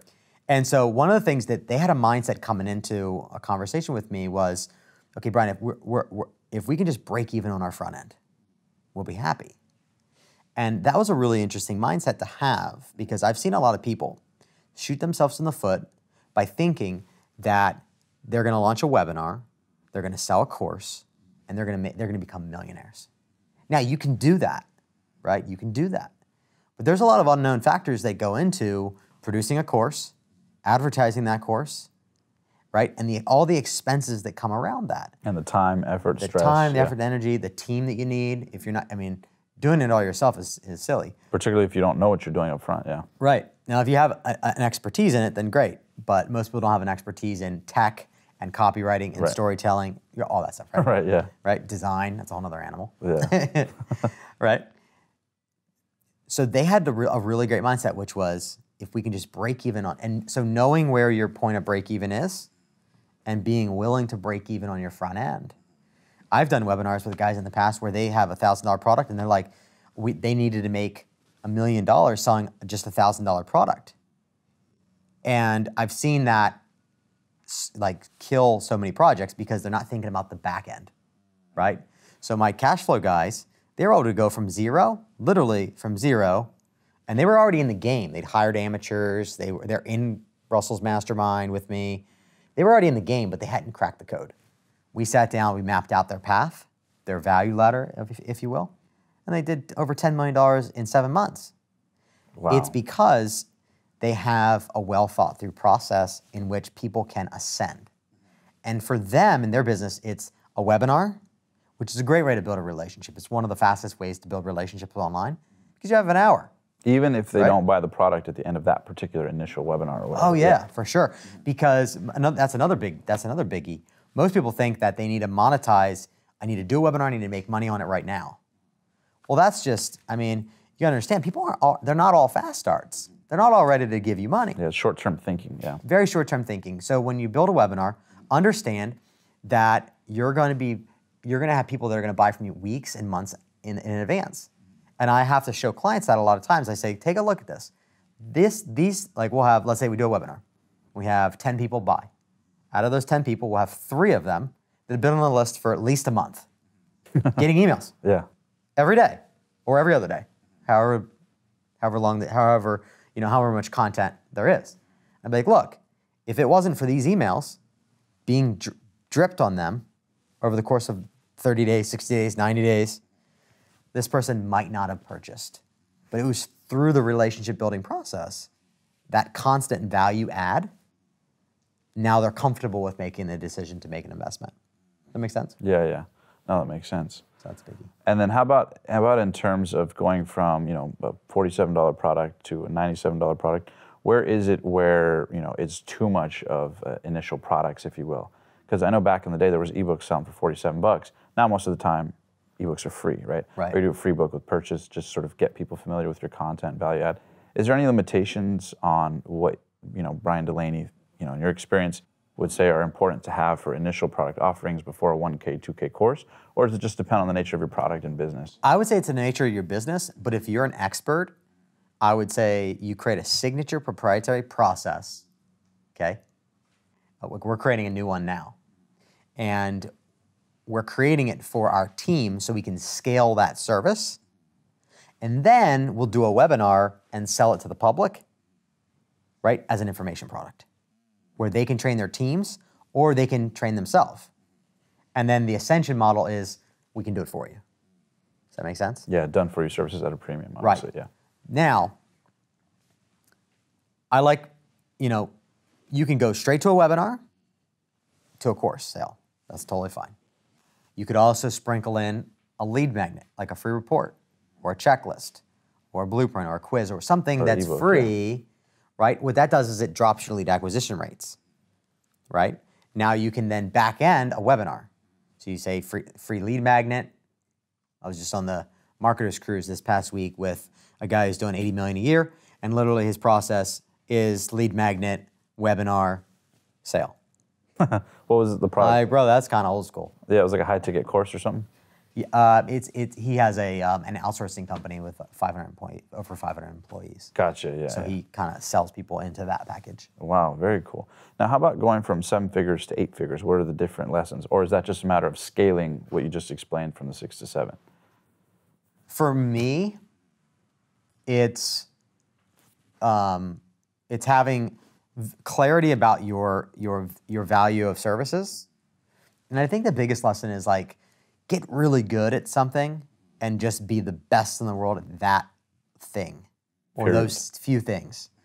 what I see a lot of people try to do in like the digital marketing or internet marketing space or agency space is I see that they try to offer, I offer web design and I offer SEO and I offer pay-per-click and I offer Facebook ads. It's like they'll take your money however you're willing to pay them. Yeah, right? exactly. And I'm like, bro, you can just make $1 million a year to $10 million a year just in that one vertical of Facebook ads. Yeah, like Sam Ovens. I was talking with Sam Ovens and his team yesterday.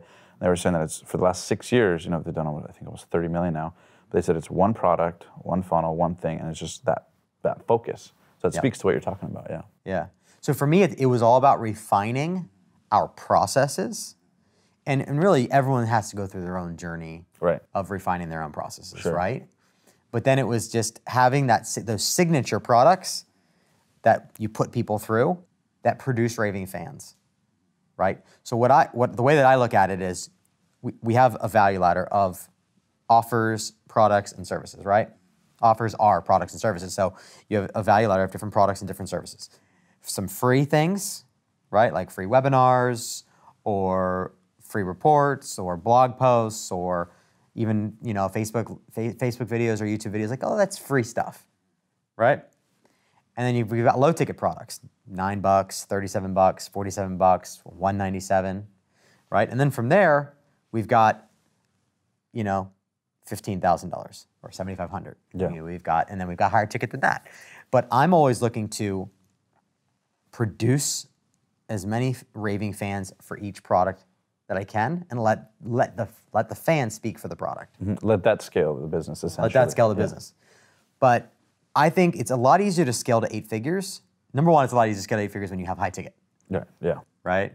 Like we're in the business partnership model, right? Where we get 10% of revenue.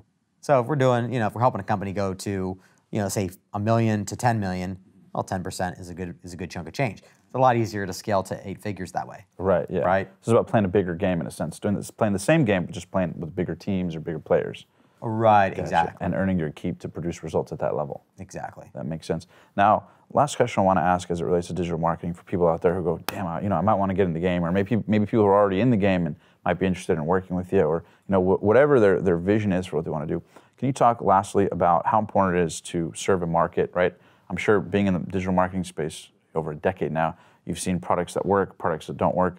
What do you find about products that actually serve a market and work and scale and have longevity versus one-trick ponies that fall flat, or people jump in, let's do a dropshipping course, let's do this course, let's do that. Talk to me a little bit about, what are the types of courses you've seen work, and what are the ones that don't work? How important it is to identify a market, solve a problem, and grow? That's a good question. So the ones that I see that work, and we always go back to when we're creating the actual offer and the message that we're going to sell that product. It's all about the outcomes and the results that others are going to experience, right?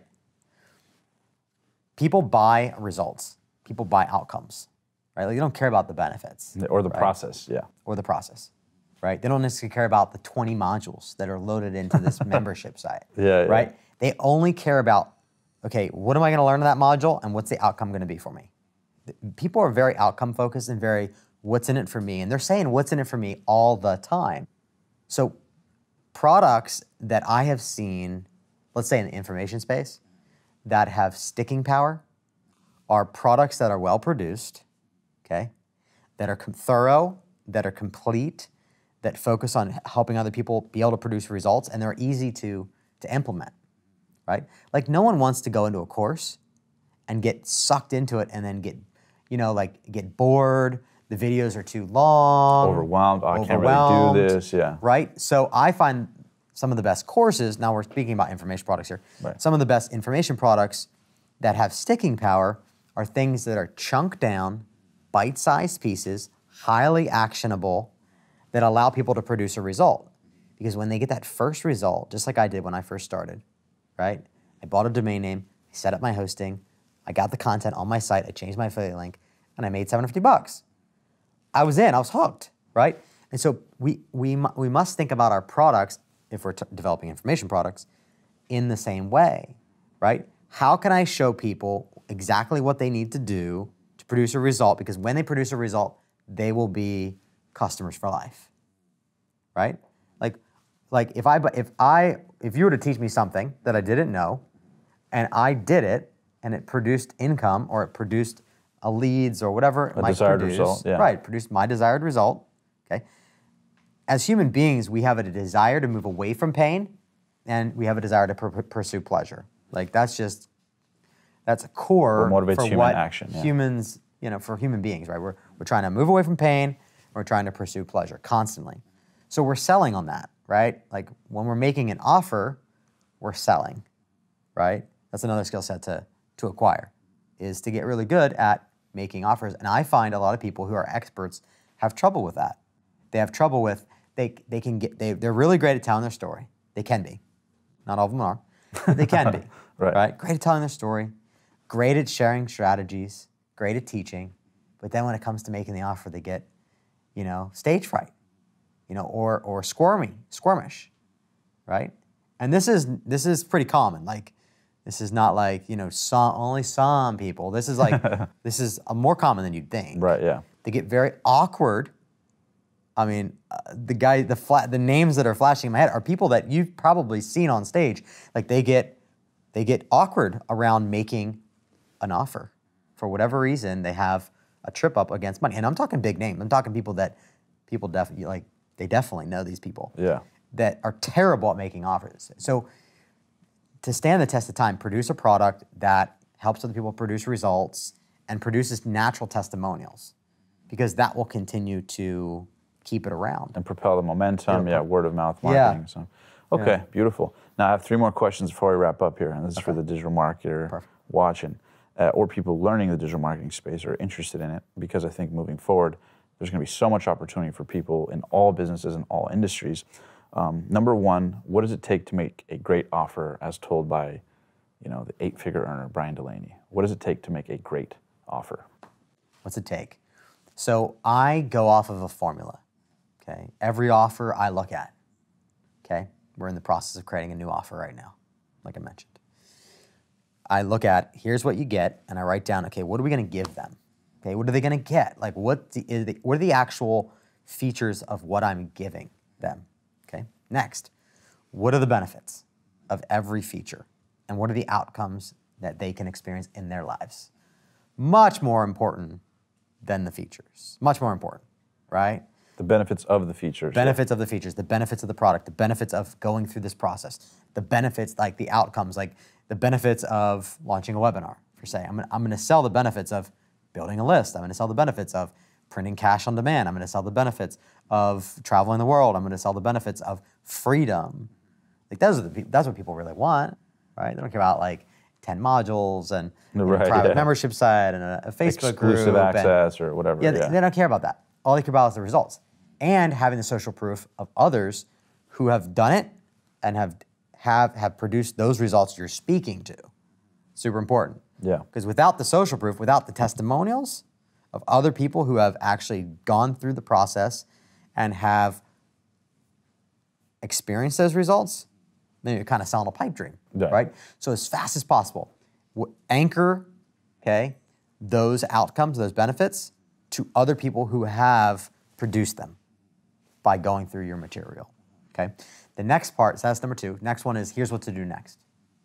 Register here, go here, sign up here, that kind of thing. Specific calls to action. Specific call to action, okay? Very clear, very simple, it's very direct. And very important, because a lot of people might miss the boat, assuming that people know where to click or where to go. Right, yeah, exactly. Very important, yeah. And then a 4th added piece is, here's why now. Creating some urgency, right? Yeah, good point, yeah. And so the way that I like to develop my webinar presentations or my offers is I like to create a sense of urgency to get in the game now rather than waiting. Here's the thing that you got to avoid. People, if they're saying, like, you want to avoid this like the plague, you want to avoid other people saying, I already know that, I've already seen that type of thing.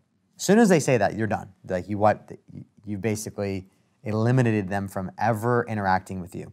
As soon as they say those words. So we're always creating copy and languaging the words in a way that'll get people to say, I wonder what that is. I wonder what's on that. Hence your amazing work, like the Willy Wonka ads. Unbelievable ads, by the way. Right, so it's like we give away the free golden ticket, the it's golden a tickets. USB drive, Yeah. It's got 7- and 8-figure funnels, right? Yeah. And it's all about, people are like, well, what are those funnels? They want to see it. There's hyper curiosity around that. Then the urgency, if you look throughout the campaign, is we've got 5 golden tickets. There's only 5, right? With one winner being the good egg, right? Remember, Charlie and the Chocolate Factory, right? There was the one good egg. That's right, yeah. And all of that One was of my favorite seeded in movies, by the way. Yeah. Was it? Yeah. Yeah. It was a great movie. So those are the things that it takes, in my opinion, whenever we create an offer, it's here's what you get, here's what it's going to do for you, okay? Here's what to do next, and here's why now. And what I do is I look at what everyone else is offering in the market, okay? Just to understand competition and what in your what space in particular? Right, Yeah. and what other people are buying, or in the space of my clients, because we help people create these offers as well. So at this stage, it's almost every industry. Yeah, exactly. It's a lot of industries. So we're always looking at, okay, well, what is the best person in the market already selling, and what are people already buying, right? Like, I'm not trying to create a new wheel here. A new demand, yeah. Right? Like, I know people they want to learn how to do Facebook ads. They want to know how to do YouTube ads. They want, so if my skill set was in Facebook ads, like that was the thing that I was the best in the world at, then I'd create a course on Facebook ads, but I would understand what all my competitors are selling, how they're selling it, and then I'd make it better and different, right? Right. That's how I look through things. I look through the lens of, how can I make it better, different, and more unique? And then, to top it off, I say, how can I make the experience better? What's the experience of, from the time they purchase, to they hit the thank you page, till they see my face, till they get that call from my customer support, till they get that welcome video from me. Like, I think through all that. Yeah. Right? You reverse engineer their experience. Yeah. I think through what is their experience going to be? Because that's what they care about. They don't care about how much money you made on it, right? Right, yeah, no, absolutely, yeah. So that is been a way that I've been able to differentiate all of our offers that we've ever created, is by getting into the head of, and that's what you have to do. You have to get into the head of your avatar, as they say, or your perfect customer, as I like to call it. You have to get into and understand on a deep level, where are they? What are their pains? What are their problems? What are they experiencing? And you got to find a way to interview them. That's the best way. Go find them, go talk to them, hear their heartbeat, and then once you understand what they're going through, then you can relate to them more. Does that make sense? Yeah, absolutely, it makes sense. It makes a lot of dollars too. Yeah. So real quick, on the 5 golden tickets, the model for that, for example, is that when you register now, or by this particular date, only 5 people will actually get a golden ticket, or what's the urgency play on that particular model? The urgency play on 5 golden tickets is that there's 5 winners of a golden ticket, which gives those people who win access to a private one-on-one intensive with my team and I. That's normally $15,000. Okay, all that's pre-framed and mentioned on the sales page, and in the video. So the video on the sales page is really doing the job of articulating what are these 5 golden tickets, what's the value of the tickets, and what's the outcome of having access to a private one-on-one intensive. Does that make sense? So when it comes to signing up, it's not just a matter of, I could do this later. It's like, but I want to find out quicker if I might be the golden ticket winner. Right, and we ship them in the mail. People ask us all the time, like, why don't you just deliver? It's digital product. We're in a digital marketing world. Yeah. Why don't you just deliver them in the products? I'm like, well, that completely messes up the experience, because there is an element to the surprise of waiting for something. I mean, it's going to be 2 to 3 days and it'll be in your mailbox, right? Exactly, yeah. So it's like you can wait a little bit and find out the reason why there's a delay and we ship it is because we're not going to digitally deliver a golden ticket, right? Yeah. Like that's not cool. Yeah. We want people to actually unbox. There's an unboxing experience. Yeah. A lot of big brands talk about that, the unboxing experience. That's why you see big brands like, the biggest brands in the world. Yeah. Apple is one. They have these amazing packages, for their products. And people just love the unboxing experience. And especially in the digital marketing space where everybody's doing digital, you're the one guy who's different, particularly if it's gold. Exactly. Yeah. And whatever extra, first of all, not that much overhead, tremendous value to the to the end consumer of that, because you're loading it with stuff that they can use to actually produce results. That's right. And at the same time, you're the only person doing it, so nobody else is doing it. Right. Yeah, beautiful, beautiful model. Now, One of the last questions I have for you are, what are some current challenges that you're facing in your business now that you're sort of dealing with? And the reason I ask is to speak to the human side of you, because people might see you and be like, oh man, he's an 8-figure award, this guy's mastered funnels, but speak to the human in you, to who's dealing with some maybe challenges in your business or insecurities, maybe personally balancing life and work.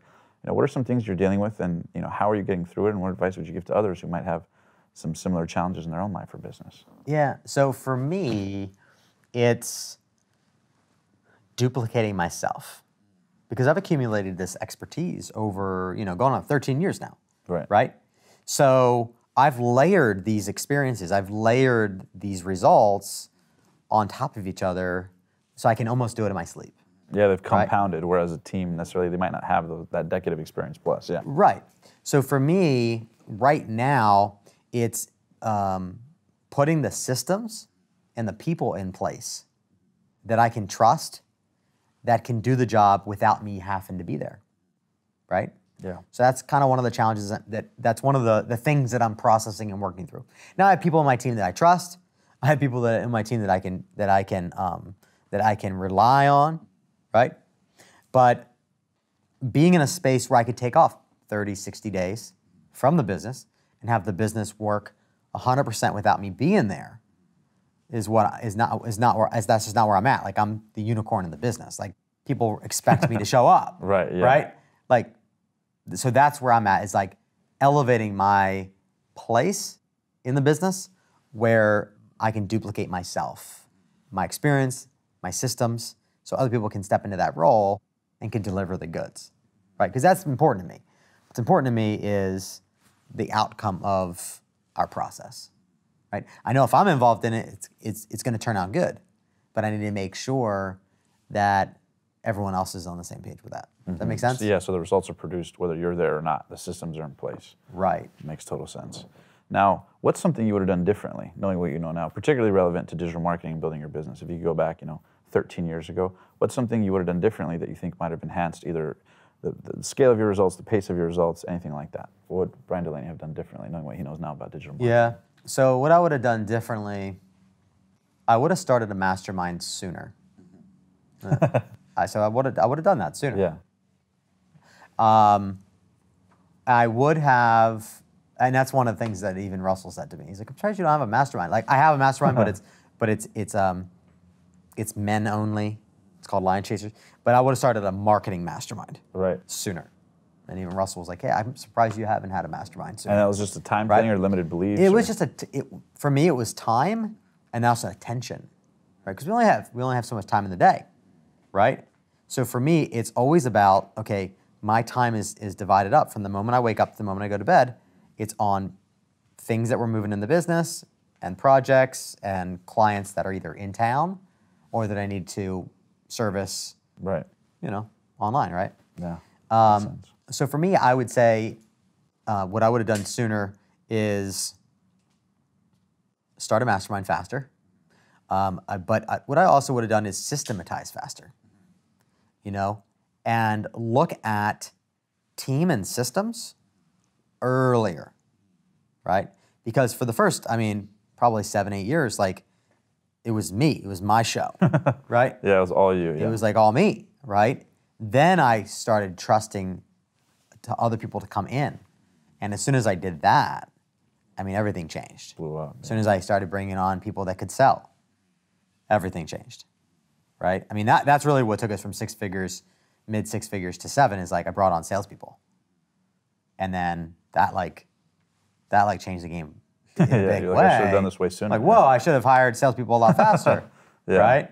So for me, it's really big, I think, systems, people, and creating the just really tight, having the biggest thing I could say, recommend is get really clear about your systems and your processes and create and package it up in a way that other people can duplicate the process. So if you create that for your team, and if it's valuable enough for your team to learn, it's probably going to be valuable for other people in the market that want to know as well. Yeah, so there's a reciprocal benefit to it, not just immediate in your own business. Yeah. Right. Like, think about this think about what you do with interviews, right? Imagine if you had it completely documented, what you do from the time you get up, for the entire production to happen, pre-production, mid-production, post-production. And you have that whole thing processed so that someone else could literally sit in your seat and do the interview. Yeah. Right? Well, step by step by step by and step. It's like a box, it's a package that you could go and you could sell, right? And then other people would want that. But it could also just be a way for you to scale your own operation. Which is actually very interesting, because if you're watching this, you can check out something very similar to what Bryan's talking about in the description below. But continue with that, because no, I love that. I love that thought about the importance of systems and putting people in place much sooner without worrying about quality control. Because a lot of entrepreneurs think, well, they might not do it as good as me, or who am I to just delegate the work or whatever. But you realize that you can serve more people sooner.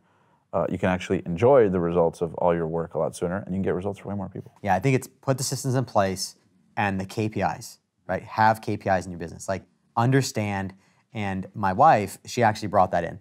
She was doing about $1 million a month, selling for a university, killing it just for 7 years. Selling courses or the something? Top. Selling like, $30,000 a year, tuition, college stuff.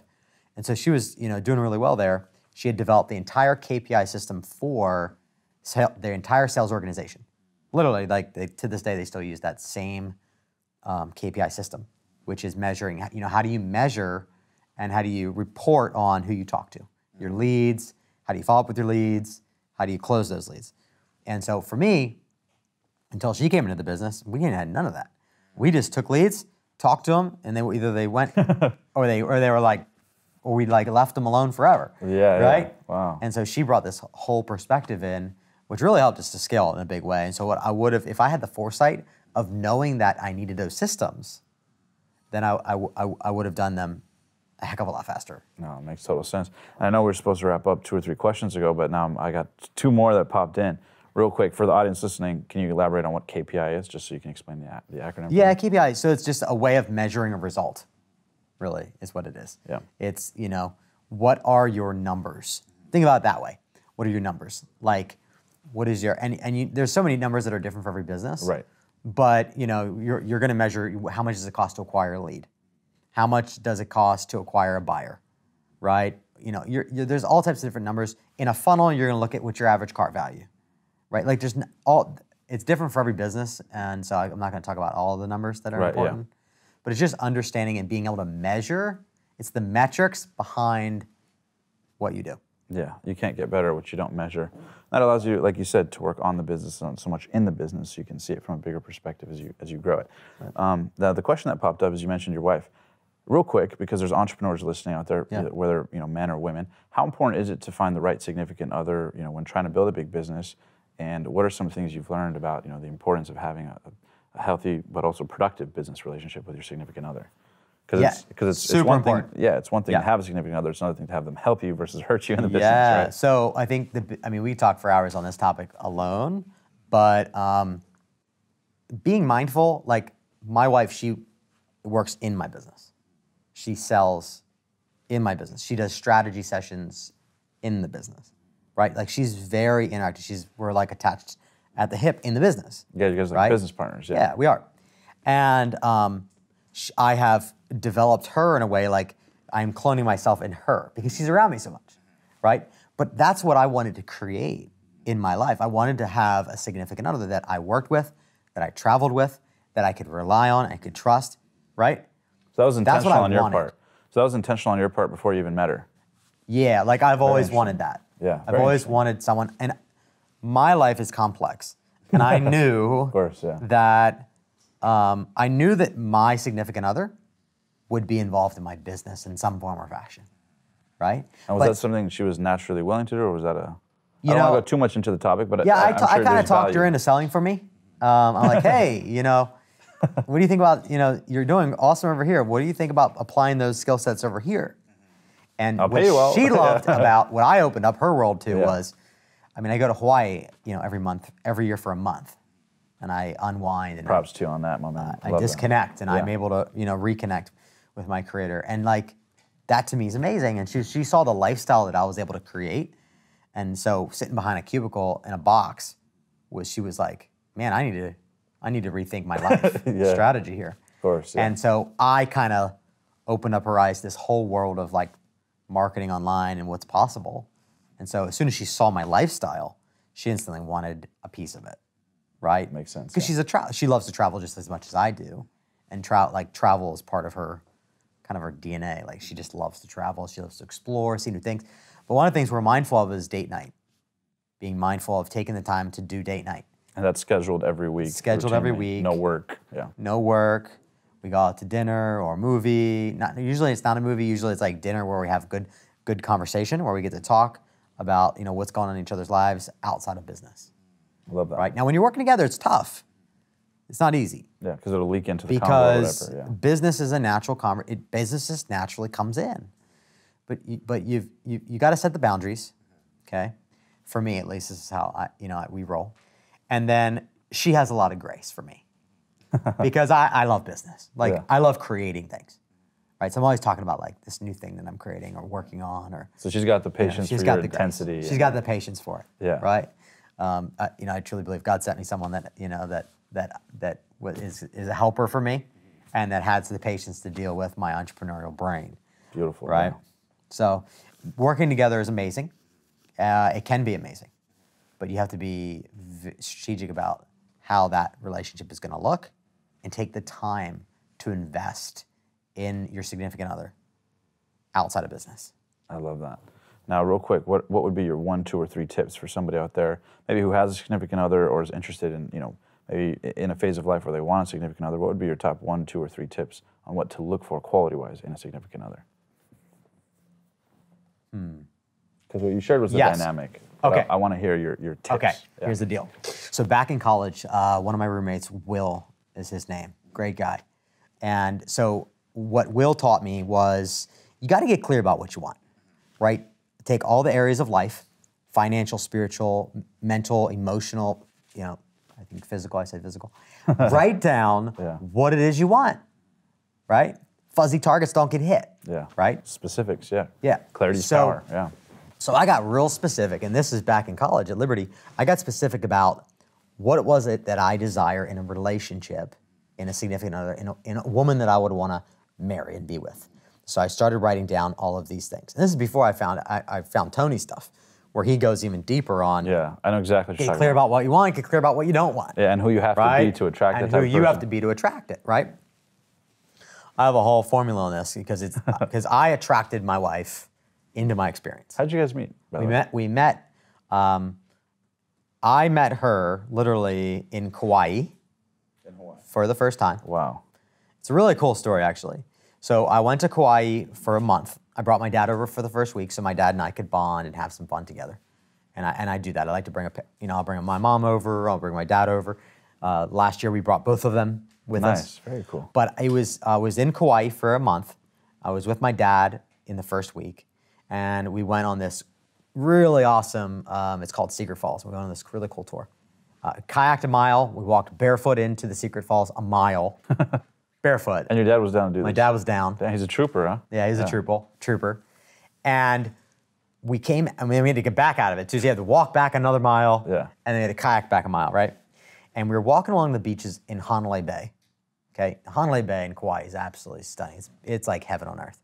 You're walking along the beaches, the sun is setting, and you got mountains in the background with waterfalls coming out. I mean, it's just absolutely stunning. It's lush is the best word for it. It's very lush. And I was prompted. The prompt was go live on Facebook with Dad. Oh, that was wow. the prompt. Yeah. I was like, I've never done that before. Just a And divine so inclination. It was divine inclination, divine Wow. prompting. And so I was a little nervous at first. I'm like, well, I've never done this before with Dad. I don't know what he's going to say. He might make me look silly, right? Who knows what he's going to say? Right, yeah. Right? Absolutely. And then the next prompting came. There's a woman who needs to see it. I'm like, okay, that's compelling. Like, that'll compel me, right? That's enough incentive, right? Yeah, the juice worth the squeeze on that one. I don't know what woman's going to see it. Right. But the prompting was, and the gut feeling was, there's a woman that needs to see it.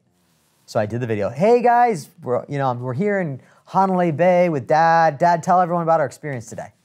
My dad jumps on, he starts talking. Well, it was that video that my wife now, Stephanie, saw on Facebook that day, and within 10 minutes she sends me this long Facebook message about how sweet it was that I was with my dad and how much patience I had with him. And that was what brought us together, believe it or not. Wow. So you guys were friends on Facebook prior? So, yes, but there's an interesting story behind that. She saw me on Match. So I had a Match profile. So there's layers. Yeah. Okay. So I was on Match, but I wasn't on Match, right? Gotcha. I wasn't paying for it. Right. Right, when you don't pay for it, you can't see anything, Yeah. right? Yeah. And at the time, I was on Bumble, I was on Tinder. You were in the market. I was getting hammered by stuff.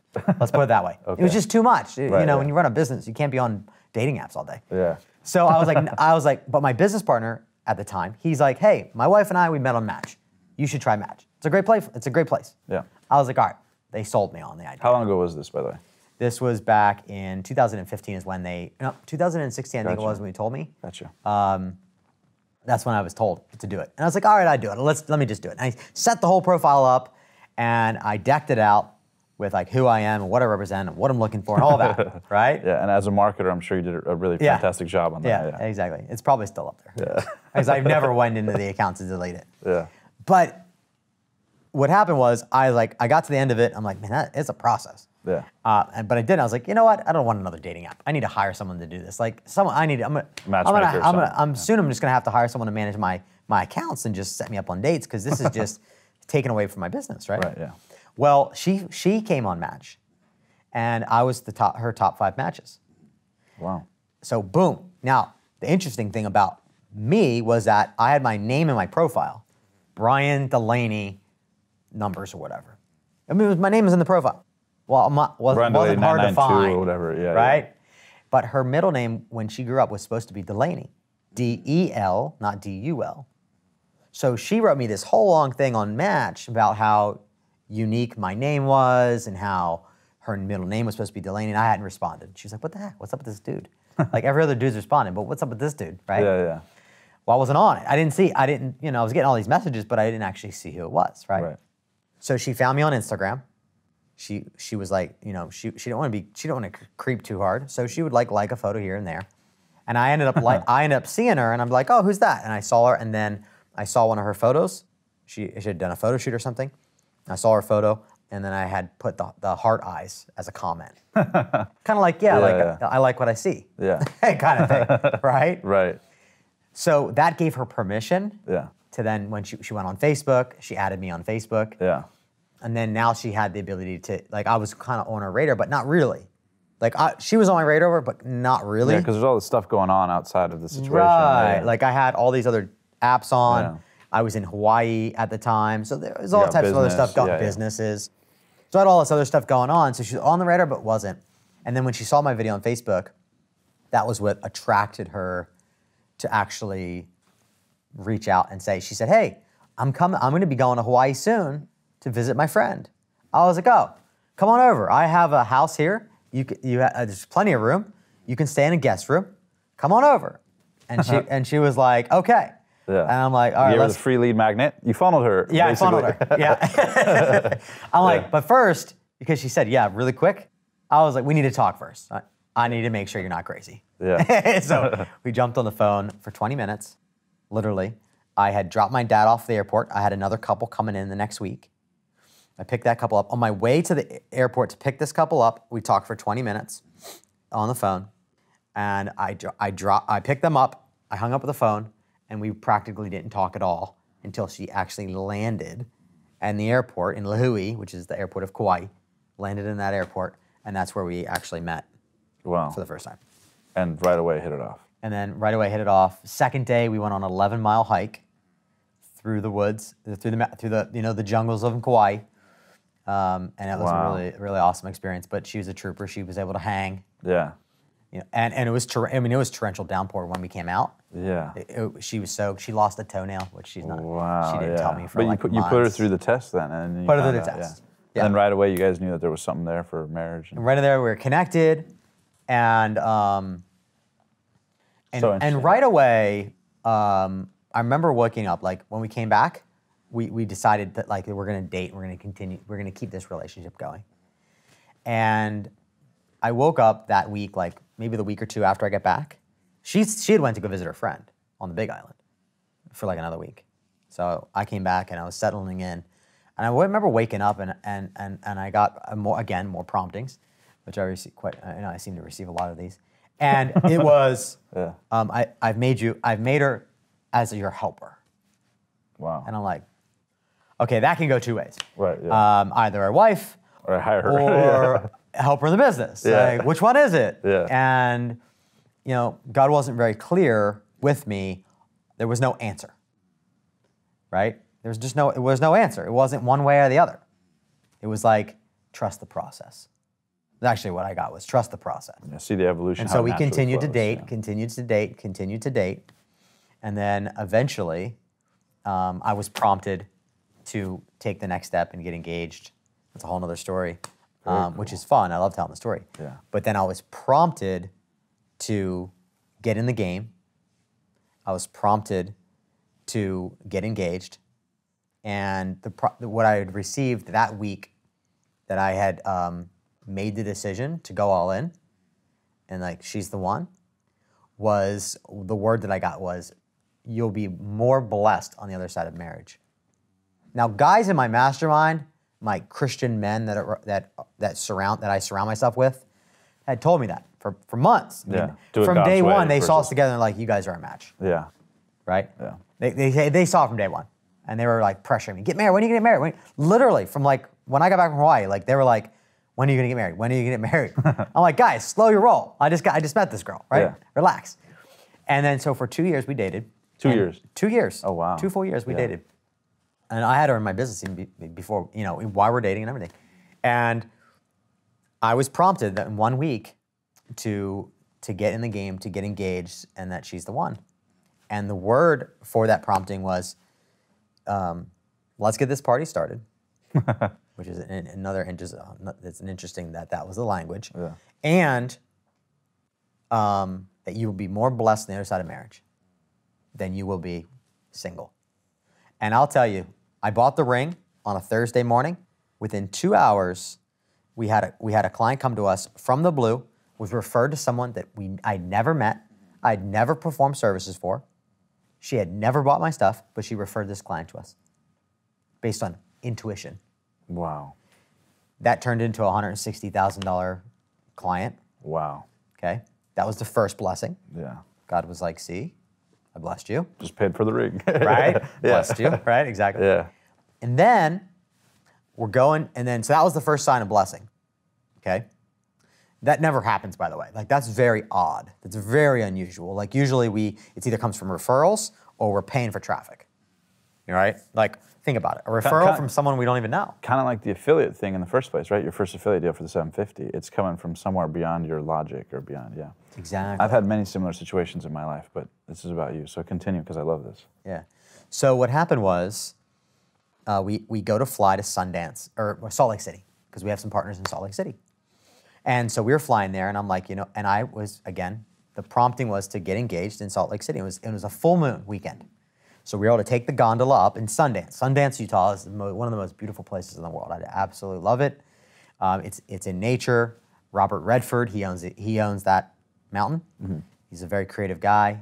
He's created tons of films. Brilliant dude. Yeah. But Sundance, beautiful. So I bought the ring I ordered. Wasn't going to come in time. It said 10 business days, which I thought to be, I read 10 days. 10 business days is a completely different story, yeah, right? Yeah, because we're not open Friday, Saturday, Sunday. Yeah, right. Yeah. So I didn't get the ring in time. Just like, oh man. So I ended up buying a ring at Sundance that had it was missing a hole. It had like a hole in the middle and it just was missing. It didn't have anything in it. Did she pick it or did you? I picked it out for her, and it was like a dummy ring. It was like Gotcha. It was like a gold ring, big gold thing. It was like probably as big as this thing, Gotcha. And it had like Tector hot. It had basically a hole in the middle. Let's just put it that way. Gotcha. Anyways. Men talk, yeah, just a hole in the middle. Yeah, exactly. There's a hole in the middle. So it wasn't anything fancy. It was just meant for it to be symbolic. Right. I needed something to to do the engagement, right? And so I picked up a journal, and I like to write. Like I'm an avid writer, and I like to put my thoughts to paper. Old school that way. I just like thoughts to paper. And so I wrote her my engagement. We rode the gondola up, and I thought we were going to be able to get off. But it was, you couldn't get off. You just rode around. But it was like a 45-minute up, 45-minute down. And as we're coming back down, I realized we couldn't get off. I'm like, oh shoot. So then we come back down, and I read her the note that I had read, and I had proposed. And she said, of course, she said yes. Wow. Now she was waiting for me to say yes she was waiting for me to propose for months. I mean, this wasn't a new thing for her. She was all in from day one. She really was. Yeah. But interestingly enough, on our way to Salt Lake City we got upgraded to first class for free, which never happens, by the way. Like that, when does that happen, right? Yeah. 2 people upgraded first class for free. And the guy was like, oh, happy birthday. And like, it wasn't her birthday. Yeah. But that was, and then God was again like, see, you are more blessed than the other side of marriage. And it gets even more crazy just when you when you look at the full picture of how God works behind the scenes and how a lot of things are orchestrated ahead of time for us. I mean, the interesting thing is that that client, okay, that came to us out of the blue, her license plate in the state that she's from says love on it. That's it. It just says love. Okay. I mean, it's very symbolic of which is transacted. Yeah. And come to find out, the exact day that we got married here in La Jolla, California, up on Mount Soledad. The exact day that we got married was the exact day that they got married. No way. And that wasn't even planned at all. Oh my goodness. I mean, how crazy is that? Yeah. So that's like God being like, you know what, I'm going to take full credit for this. Yeah. I told you, you'll be more blessed on the other side of marriage. And we've seen blessing after blessing after blessing. And I believe it's because I acted on the prompting. And I first had to listen and then acted on that prompting. Beautiful lesson for people watching, man. I love that so much. Okay, so in closing, I want to ask one more question before we play a game. And that is, what advice do you have for other entrepreneurs out there, people at every level that want to make their life work? Maybe business is going great and they want to scale to a whole new level, or maybe they're in a place where they don't know what they want to do, right? Maybe they're stuck and, what do I want to do with my life? Or maybe they're just starting a business and they're kind of scared, shit, I want to go out into the marketplace, but I don't know what to do. What would Bryan Dulaney's best advice be to somebody out there who's got big dreams, whether it's $1 million a month or more, or whatever it is, not just financially, but what would Bryan Dulaney's best piece of advice be to someone out there looking for answers that could make their life work, whether it's success, fulfillment, happiness? What would your best advice be? Find your purpose. That's what I would say. Find your purpose. And be driven and guided by purpose. Because what I see is I see a lot of people that are just chasing shiny objects that are never really tied or never really rooted. Okay, so that's one thing that I would say is so vital. And I'm a really big fan of this as well, is surround yourself with the right pack. Like surround yourself with men or women who have no other agenda but to support you going to the next level. For me, that's been a huge blessing for me. Like I'm surrounded by men primarily who they pray for me, they support me if I get in a bind, right? But they're there. I can count on them. In the same way that they know that I'm there for them, right, and that they can count on me. They need me at 3 o'clock in the morning, I'm there. If I need them at 3 in the morning, I know that I have guys that I can call on that are there as well, right? Love that, yeah. So that's what I would say is get really clear about what your purpose is. How do you want to architect the story of your life? What is your legacy going to be? What are you going to be remembered as, right? Like making money is easy, right? And money is just a tool, right? To make impact, right? Like money is a result of producing value for the marketplace. Like money is actually an easy thing to come by when you have a clear purpose of where you're headed, a clear vision of where you're headed. Like all that stuff will fall into place. I love that. And then last question, because I know somebody out there heard that and identifies with it, but they go, well, how do I find my purpose? So what's your best advice on how to find it? One thing I tell people is to go try things, right? Go explore, try things. But what have you found, or what would your advice be to somebody out there who's down to do that, but just they go, I can't find it. How do I find it? What do I do? What would your advice be on that? For me, it was the way I found it was I prayed for it, okay? And then I started trying things. It's exactly what you just said. I started trying things and it was all like personal development really like cracked it open for me. Amen. Right? So if you don't know what your purpose is, expand your thinking by diving into books and podcasts and courses and just start learning and start finding something that fires you up, right? That would be my best advice, because when I started learning from these guys like Og Mandino, old school, and Think and Grow Rich, Napoleon Hill, and I started reading, Tony Robbins, Awaken the Giant Within. When I started, my mind began to expand, and the possibilities, I started to see possibilities in a different light.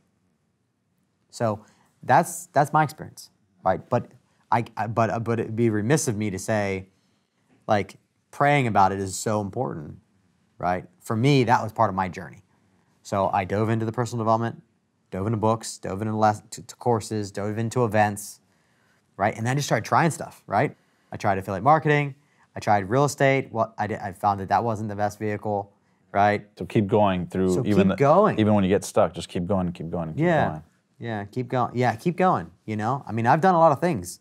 Create iPhone apps, affiliate marketing, services, products. I mean, I've done a lot of things in my experience, but that's what makes up my experience of who I am and how I can serve others in the market now. Even through the failures, right? Because I'm sure there was tons of failures along the way too. For sure. Okay, beautiful, man. Well, that wraps it up. And in closing, we usually play a game called First Things First.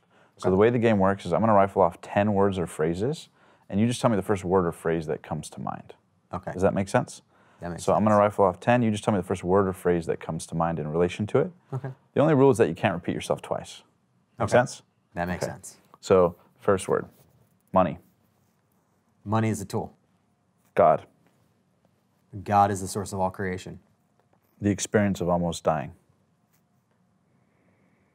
Life-changing. Failure. A part of the process. The dream you once had of making $1 million a month. Think bigger.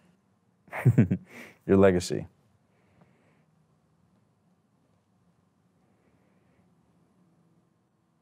People set free. Digital marketing.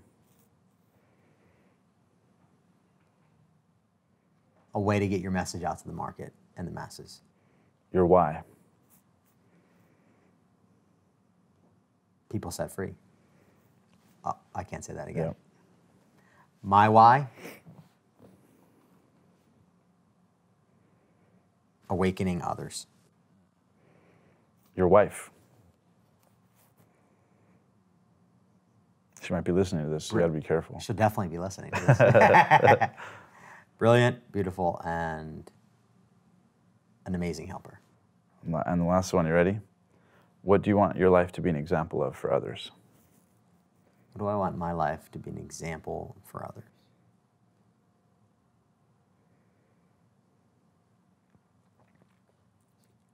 A leader who preaches what I practice and practice what I preach. I love that so much. Thank you so much for coming on the show, Bryan. Great. It's been an absolute privilege sharing your story. And if you guys want to check out more from Bryan, you can actually check out the description below, as well as get in touch with him and check out all the cool stuff that he's up to. Until next time, I want to thank you guys for being one of the passionate few. If you guys enjoyed that video, be sure to hit that subscribe button right now, because every week we bring you the very best in personal development content, interviews, and insights to help inspire you to take your life and your dreams and make them a reality. And also, if you want to know how to book dream guests the same way I have, you can check the link below for my top 3 secrets. So if you have a podcast or a show or whatever it is and you want to collaborate with them, if you click that link below, I'll give you those top 3 secrets to help you get in touch with anybody. And also, don't forget that The Passionate Few is available on media platforms as well. So you can subscribe to the podcast. And until next time, thank you for being one of the passionate few.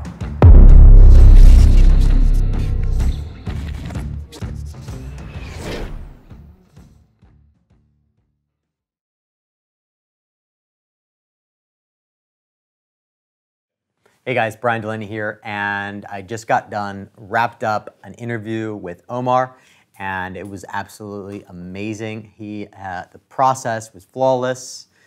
He is a master at asking the right questions at the right time of the conversation, allowing the conversation to flow naturally. If you're trying to learn how to pull an interview together, how to do an interview at a high level, so you can launch a podcast, a YouTube show, a Facebook show, it doesn't matter what you're trying to launch. If it's interview-based, Omar is the guy to learn from. He's got the processes and the systems dialed in, the technology and the teams dialed. He's definitely someone to learn from.